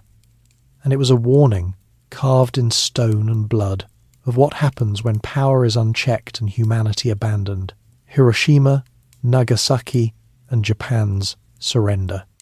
The guns of Europe had fallen silent in May 1945, but across the vast Pacific, war still raged with terrible ferocity. Japan, though battered and cornered, refused to surrender. Entire cities lay in ruins from relentless American bombing. Its navy had been shattered at Midway, Leyte Gulf, and countless other battles. Its armies were pushed back from Burma, the Philippines, and the islands of the Central Pacific. Yet Tokyo remained defiant. To understand why the final days of the war in Asia unfolded with such intensity, one must see not only the military situation but the cultural mindset that shaped Japan's choices. For centuries, Japanese warriors had embraced a code of honor rooted in the samurai tradition. Surrender was shameful, death preferable to capture. This ethos, fused with modern nationalism, meant that even in the face of certain defeat, leaders urged resistance to the end. Soldiers fought to the last man on islands like Iwo Jima and Okinawa. Civilians, too, were drawn into the struggle armed with bamboo spears, trained to resist an expected invasion. The Japanese High Command prepared for a final battle on the home islands, hoping that American losses would be so great that Washington would negotiate rather than demand unconditional surrender. American leaders, however, had no intention of negotiating. Franklin Roosevelt had died in April, leaving Harry S. Truman as president. Truman, blunt and decisive, inherited a war that seemed poised to drag on indefinitely. The invasion of Japan Operation Downfall was being planned in detail. The first stage, Operation Olympic, would target Kyushu, the southernmost of Japan's main islands, in November 1945. The second stage, Operation Coronet, would strike Honshu near Tokyo in spring 1946. Military estimates predicted hundreds of thousands of American casualties, perhaps more than 1 million. Japanese losses, military and civilian alike, would be staggering. For a nation already exhausted by years of war, such a prospect was daunting. But as these plans took shape, another weapon entered the stage, one unlike any the world had ever known. In secret, for years, the United States had been developing an atomic bomb. The Manhattan Project, led by physicist Robert Oppenheimer and General Leslie Groves, brought together the brightest scientific minds of the age. In hidden laboratories at Los Alamos, Oak Ridge, and Hanford, they split the atom and harnessed its devastating energy. By summer 1945, the weapon was ready. On July 16th, in the desert of New Mexico, the first test took place. The device, nicknamed the Gadget, exploded in a blinding flash. A mushroom cloud rose miles into the sky. The desert floor turned to glass. Witnesses stood in awe and dread. Oppenheimer later recalled a line from Hindu scripture, "Now I am become death, the destroyer of worlds." Truman, attending the Potsdam Conference in Germany, received word of the successful test. For him, it changed everything. The choice before Truman was stark: use the bomb and force Japan's surrender or launch a bloody invasion. American leaders debated the morality and necessity of the weapon. Some argued that conventional bombing and blockade would soon starve Japan into submission. Others believed that only a shocking blow could break the deadlock. Truman decided the bomb would be used. It would end the war quickly, save countless American lives, and demonstrate to the world, particularly the Soviet Union, the new power the United States possessed. On August 6th, 1945, the mission was carried out. A B-29 bomber named Enola Gay, commanded by Colonel Paul Tibbets, lifted off from the island of Tinian. Its target was Hiroshima, a city of military significance but also a bustling civilian centre of 300,000 people. The bomb, codenamed Little Boy, was a uranium-based weapon. At 8:15 a.m., it was released. It fell silently for 43 seconds before detonating 1,900 feet above the city. What followed defies description. A flash brighter than the sun lit the sky. A fireball hotter than the surface of the sun consumed everything within hundreds of yards. Wooden houses burst into flame instantly. Concrete buildings collapsed. People walking in the streets were vaporized. Their shadows burned into walls. A shockwave flattened nearly 5 square miles of the city. Within moments, tens of thousands were dead. Fires spread uncontrollably, turning Hiroshima into a sea of flame. Those who survived the initial blast faced horrors. Skin hung in strips from bodies. Eyes were blinded by the flash. Burns covered flesh in grotesque patterns where clothing had shielded some parts but not others. People staggered through ruins in silence, their bodies blackened. And then came radiation, the invisible killer. Days later, survivors developed fevers, hair loss, vomiting. Many who had seemed uninjured died agonizing deaths. Hiroshima had ceased to exist as a functioning city. 3 days later, on August 9th, a second bomb was dropped. The target was Nagasaki, a port city with shipyards and industries. The original target had been Kokura, but heavy clouds forced the bomber to divert. At 11:02 the plutonium bomb, nicknamed Fat Man, exploded. The terrain of Nagasaki hills and valleys somewhat limited the destruction, but it was still catastrophic. More than 40,000 died instantly. Tens of thousands more perished in the following weeks. Between Hiroshima and Nagasaki, over 100,000 people were killed outright. By the end of 1945, radiation and injuries raised the toll to more than 200,000. The vast majority were civilians, men, women, and children who had no voice in their nation's decisions. For survivors, known as hibakusha, the ordeal continued for decades. Many suffered from cancers, birth defects, and social stigma. Their testimony became a haunting reminder of nuclear war's human cost. Even after the bombings, Japan's leaders hesitated. The military still urged resistance, hoping to secure better terms. But then, on August 8th, the Soviet Union declared war on Japan, launching a massive invasion of Manchuria. Soviet armies swept aside Japanese forces, threatening to occupy northern Japan.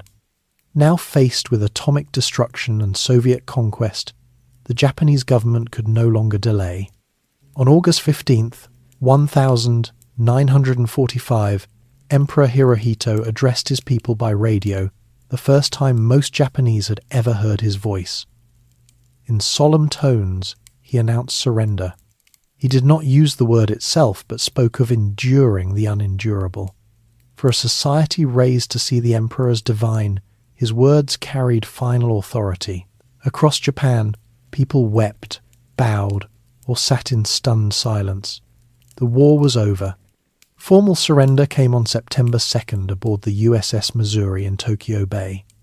Representatives of Japan signed the documents as Allied leaders looked on. General Douglas MacArthur, overseeing the ceremony, declared, "We are gathered here to conclude a solemn agreement whereby peace may be restored. It is my earnest hope that a better world shall emerge out of the blood and carnage of the past." With that, the Second World War ended. The use of the atomic bomb remains one of history's most controversial decisions. Supporters argue it saved lives by avoiding invasion, forcing Japan's surrender swiftly. Critics contend Japan was already near collapse, and that other means could have ended the war without unleashing nuclear horror. Some view it as a demonstration to the Soviets as much as a strike against Japan. The debate continues, but what cannot be debated is the human cost. The images of Hiroshima and Nagasaki remain seared into memory. Cities are razed in seconds, survivors carrying scars for life. The bombings also opened a new chapter in human history, the nuclear age. Within 4 years, the Soviet Union tested its own bomb. The arms race began, casting a shadow of annihilation over the world. Hiroshima became not only a symbol of destruction, but also a warning. Survivors, the hibakusha, dedicated their lives to peace, telling their stories, urging nations to abandon nuclear weapons. Their voices, frail yet unyielding, asked the world never to repeat August 1945. For Japan, surrender marked both devastation and rebirth. The nation lay in ruins, cities destroyed, millions homeless, economy shattered. Yet, under Allied occupation, led by MacArthur, Japan rebuilt on democratic foundations. The emperor renounced divinity, a new constitution guaranteed rights, and the country embarked on a path that would transform it into a peaceful economic power. But the memories of Hiroshima and Nagasaki remained at the core of its identity, shaping its pacifist resolve. For the world, the war's end brought relief and grief in equal measure. Crowds celebrated VJ Day victory over Japan, dancing in the streets, kissing strangers, waving flags. But beneath the joy lay sorrow for the millions who had died in 6 years of global conflict. The war had ended, but it had changed humanity forever. The atomic bombings stand as both victory and tragedy. They ended the deadliest war in history, but opened the door to new dangers. They showed the power of science and the peril of its misuse. They raised questions of morality that echo still. What price peace? What limit to war? What responsibility to humanity? Hiroshima and Nagasaki were not just the last battles of World War II. They were the first battles of a new world, the nuclear world, where humanity held in its hands the power to destroy itself. And they remain reminders that in war, even in victory, there are costs too great to measure, scars too deep to heal, and lessons that must never be forgotten. The Nuremberg trials. When the guns of the Second World War finally fell silent in 1945, Europe lay in ruins. Cities had been flattened, millions displaced, and tens of millions dead. Yet amid the rubble, another task loomed, a task not of rebuilding roads or homes, but of confronting the moral catastrophe of the war itself. Never before had the world seen crimes on such a scale: the Holocaust, mass executions, aggressive war, the slaughter of civilians, the wanton destruction of nations. The question arose: what should be done with the leaders of Nazi Germany, those who had conceived, ordered and overseen these horrors? In past wars, victors had often executed their enemies or exiled them without trial. After the First World War, the Allies had called for accountability but achieved little. Now, with the evidence of genocide and war crimes undeniable, a new idea emerged: justice through law. The Nuremberg trials would not simply punish, they would create a precedent, establishing that leaders could be held personally responsible for crimes against humanity. It was an ambitious, unprecedented experiment. The city chosen for the trials carried symbolic weight. Nuremberg had been the stage for massive Nazi rallies, where Hitler's speeches had whipped crowds into frenzy beneath swastika banners. It was here that the Nuremberg laws had codified racial hatred. Now, in poetic reversal, Nuremberg would become the place where Nazi leaders faced judgment. The International Military Tribunal, IMT, was formed by the four Allied powers: the United States, the United Kingdom, the Soviet Union, and France. Judges and prosecutors from each nation gathered, united in purpose, though divided by ideology. They agreed on four major charges: crimes against peace, planning and waging wars of aggression; war crimes, violations of the laws and customs of war; crimes against humanity, murder, extermination, enslavement, and other atrocities against civilians; conspiracy, participating in a common plan to commit the above crimes.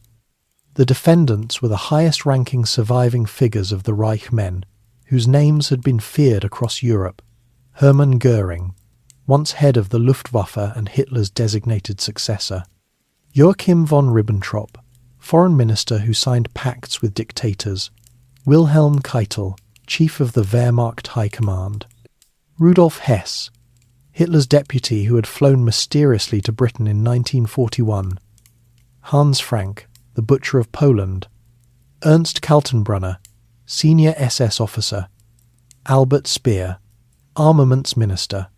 In all, 24 men were indicted, though some were absent. Hitler, Himmler and Goebbels had killed themselves. Others were missing or dead. The trial began on November 20th, 1945. In the Palace of Justice, under heavy guard, the defendants sat in a dock, earphones on their heads for simultaneous translation. The world's press crowded into the chamber. Cameras recorded the proceedings. For the first time in history, the leaders of a defeated regime faced public trial for crimes against humanity. The evidence was overwhelming.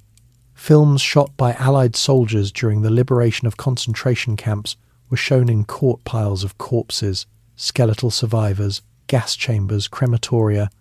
Witnesses testified, survivors of Auschwitz and Dachau, victims of forced labour, officials who had escaped the regime.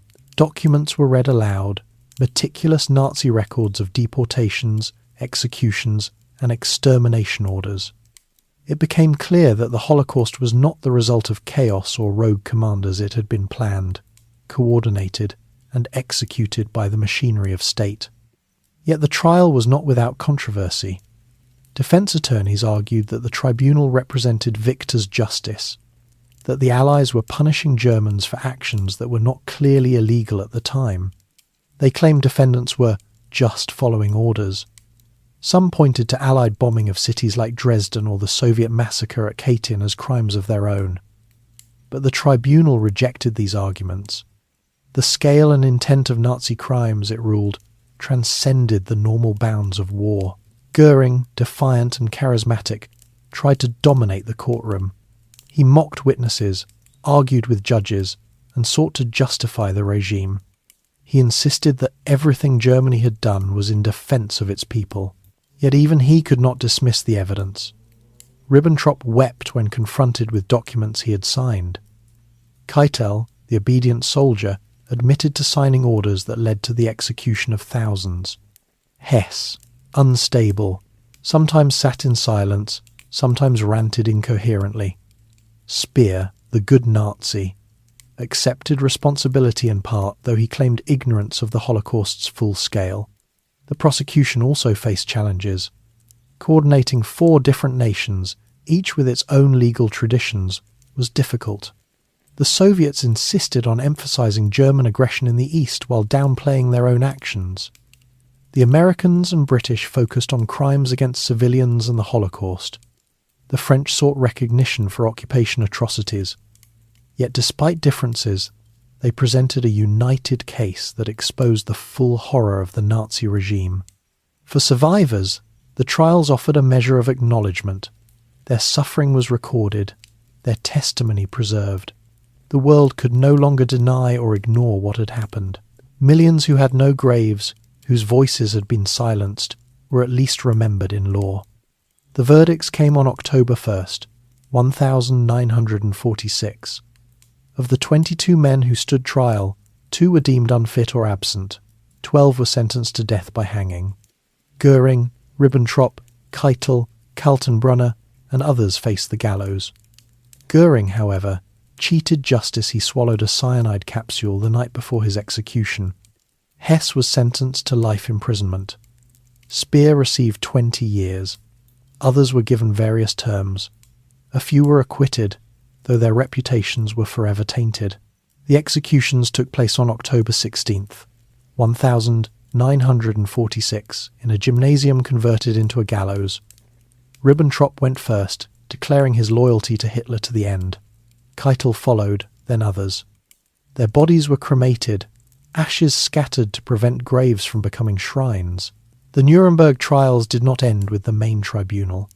Subsequent trials prosecuted doctors who had conducted medical experiments, judges who had enforced racial laws, industrialists who had profited from forced labour, and SS leaders who had organised extermination. Together, these proceedings built a record of Nazi crimes and established principles of accountability that endure to this day. The legacy of Nuremberg was immense. It created the concept of crimes against humanity in international law. It established that just following orders is no defence for atrocities. It showed that leaders, not just soldiers, can be held accountable. It introduced the idea that even in war, there are universal moral limits that cannot be crossed. Critics remained. Some argued that Allied actions such as the atomic bombings or mass bombings of German cities were left unexamined.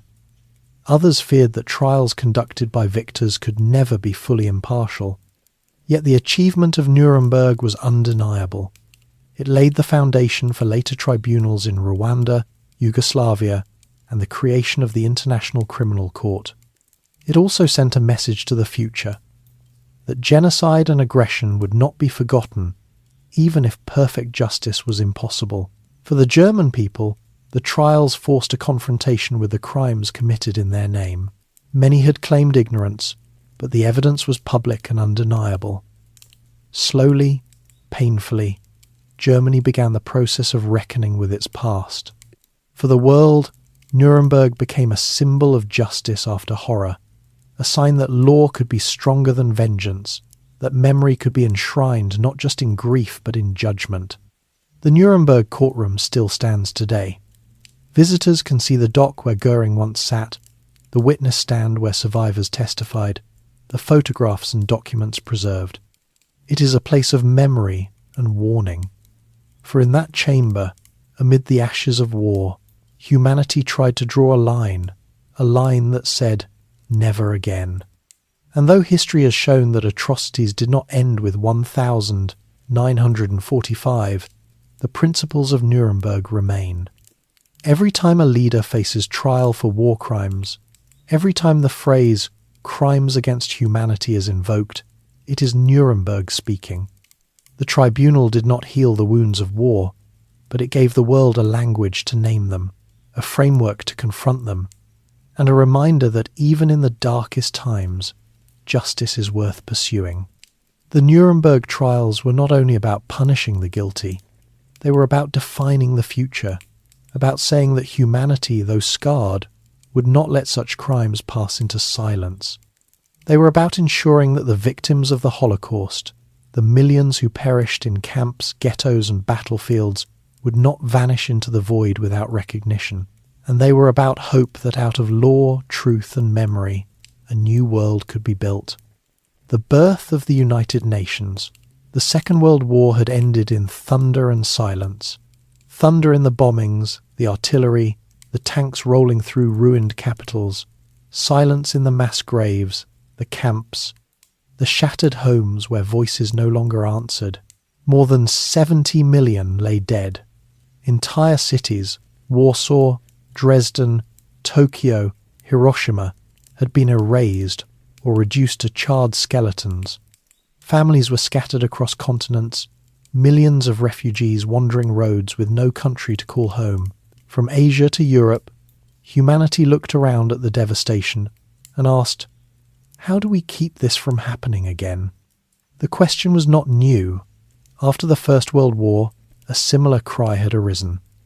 Out of that earlier catastrophe came the League of Nations, designed to preserve peace. But the League had been too weak, too divided, too ignored. When Mussolini invaded Ethiopia, when Hitler marched into the Rhineland, when Japan occupied Manchuria, the League had issued words but no action. By the late 1930s, it was irrelevant. The world had learned the cost of that failure. If another organisation were to rise, it would have to be stronger, broader, and equipped with the authority to act. The idea for such a body emerged even before the war was won. In August 1941, Franklin D. Roosevelt and Winston Churchill met aboard a ship off the coast of Newfoundland. There they drafted the Atlantic Charter, a vision of a world after victory. It pledged no territorial gains, the right of peoples to choose their governments, freedom of trade and seas, and global cooperation to maintain peace. Though vague, it was a blueprint for a new order. The phrase United Nations itself was coined by Roosevelt in 1942, when 26 countries signed the declaration by United Nations, vowing to fight the Axis and not to make separate peace. The name captured the essence of alliance, unity, and collective struggle. As the war ground on, leaders realized this wartime coalition might form the nucleus of a peacetime institution. In 1944, representatives of the Big Four, the United States, the United Kingdom, the Soviet Union, and China, met at Dumbarton Oaks in Washington, D.C. There, they debated how a new international organization would function. The debates were intense. Smaller nations feared domination by great powers. The Soviets demanded veto rights to protect their security. The Americans wanted universal membership, but also practical mechanisms. Out of these talks came the rough architecture, a General Assembly where every nation had a voice, a Security Council of major powers with real authority, and specialized agencies to address humanitarian and economic needs. By spring 1945, with Germany near defeat, momentum built. 50 nations gathered in San Francisco in April for the United Nations Conference on International Organization. The war was not yet over. Fighting raged in the Pacific, but already the delegates sought to prevent the next conflict. They met in crowded halls, debated in committees, hammered out compromises word by word. The atmosphere was charged with urgency and hope. Survivors of war crimes gave testimony. Refugees crowded the city streets. Delegates walked past posters proclaiming, "Peace is the new victory." The most contentious issue was the Security Council. Would the major powers truly cooperate? The United States, Soviet Union, Britain, China, and later France would hold permanent seats, each with veto power. Many smaller nations protested. Was this not simply enshrining great power dominance? But without this compromise, the great powers would never join. The memory of the League's weakness was fresh. Without the weight of the strongest nations, the new body would collapse. So the veto was accepted, a necessary flaw in a fragile design. On June 26, 1945, the United Nations Charter was signed. Its opening words echoed the determination of survivors everywhere. We, the peoples of the United Nations, determined to save succeeding generations from the scourge of war. It pledged to reaffirm human rights, promote social progress, and practice tolerance. The Charter created 6 principal organs: the General Assembly, the Security Council, the Economic and Social Council, the Trusteeship Council, the International Court of Justice, and the Secretariat. It gave the UN the ability to send peacekeepers, authorize collective military action, impose sanctions, and coordinate humanitarian aid. In October 1945, after enough nations ratified the Charter, the United Nations officially came into being. Its headquarters would eventually rise in New York City, a glass tower overlooking the East River. But its spirit belonged to the world. Flags of member nations would fly side by side, symbols of fragile unity after a century's greatest storm. The early work of the UN was immense. Millions of displaced persons needed food, shelter, and resettlement. Entire nations lay in rubble. The United Nations Relief and Rehabilitation Administration, UNRWA, established during the war, transitioned into UN agencies that fed millions, distributed clothing, and repatriated refugees. In 1946, UNICEF was created to aid children, providing milk, medicine, and hope in devastated lands. The World Health Organization, established in 1948, fought disease outbreaks, recognizing that health and peace were linked. Perhaps the most ambitious early achievement was the Universal Declaration of Human Rights, adopted in 1948. Drafted under the leadership of Eleanor Roosevelt, it proclaimed that all people, regardless of race, religion, or nationality, possessed fundamental rights to life, liberty, security, education, and dignity. Though not legally binding, it became a moral compass cited by activists and nations alike in struggles for justice. Yet the UN's birth was not without shadows. Even as delegates signed the Charter, tensions between the United States and the Soviet Union deepened. The Cold War loomed. The very veto power designed to keep peace often paralyzed the Security Council. In crises from Berlin to Korea, the UN found itself both vital and limited. Still, the fact that nations debated rather than fought under its roof was itself a fragile victory. Symbolism mattered. The image of soldiers in blue helmets, standing between warring sides, became a global emblem of peacekeeping. Though imperfect, these missions saved lives in conflicts where outright war might have erupted. The UN also became a stage for new nations emerging from colonialism. As Asia, Africa, and the Middle East gained independence, they joined the Assembly, turning it into a truly global forum. The birth of the UN marked a turning point in world history. For the first time, humanity attempted to create a permanent institution for global governance, one that combined law, diplomacy, humanitarian work, and security. It was not flawless. It could not erase conflict, but it embodied the lesson carved into the rubble of World War II, that peace could not be left to chance, that dialogue was better than destruction, that humanity's survival required cooperation. The legacy of 1945 was not only the defeat of fascism, but the determination to build something enduring from its ashes. The United Nations became the imperfect vessel of that determination. In its halls, the world would argue, accuse, and clash, but also negotiate, compromise, and sometimes prevent catastrophe. Every resolution, every mission, every speech echoed the memory of the war that birthed it. For survivors, the UN was a promise that their suffering had meaning, that the world had learned. For nations, it was a chance to shape the future together. For humanity, it was a reminder that in the face of destruction, cooperation was the only path forward. The United Nations did not erase conflict, nor could it, but in its founding, the world glimpsed a possibility that even after the greatest war in history, even after genocide and nuclear fire, humanity could still choose hope.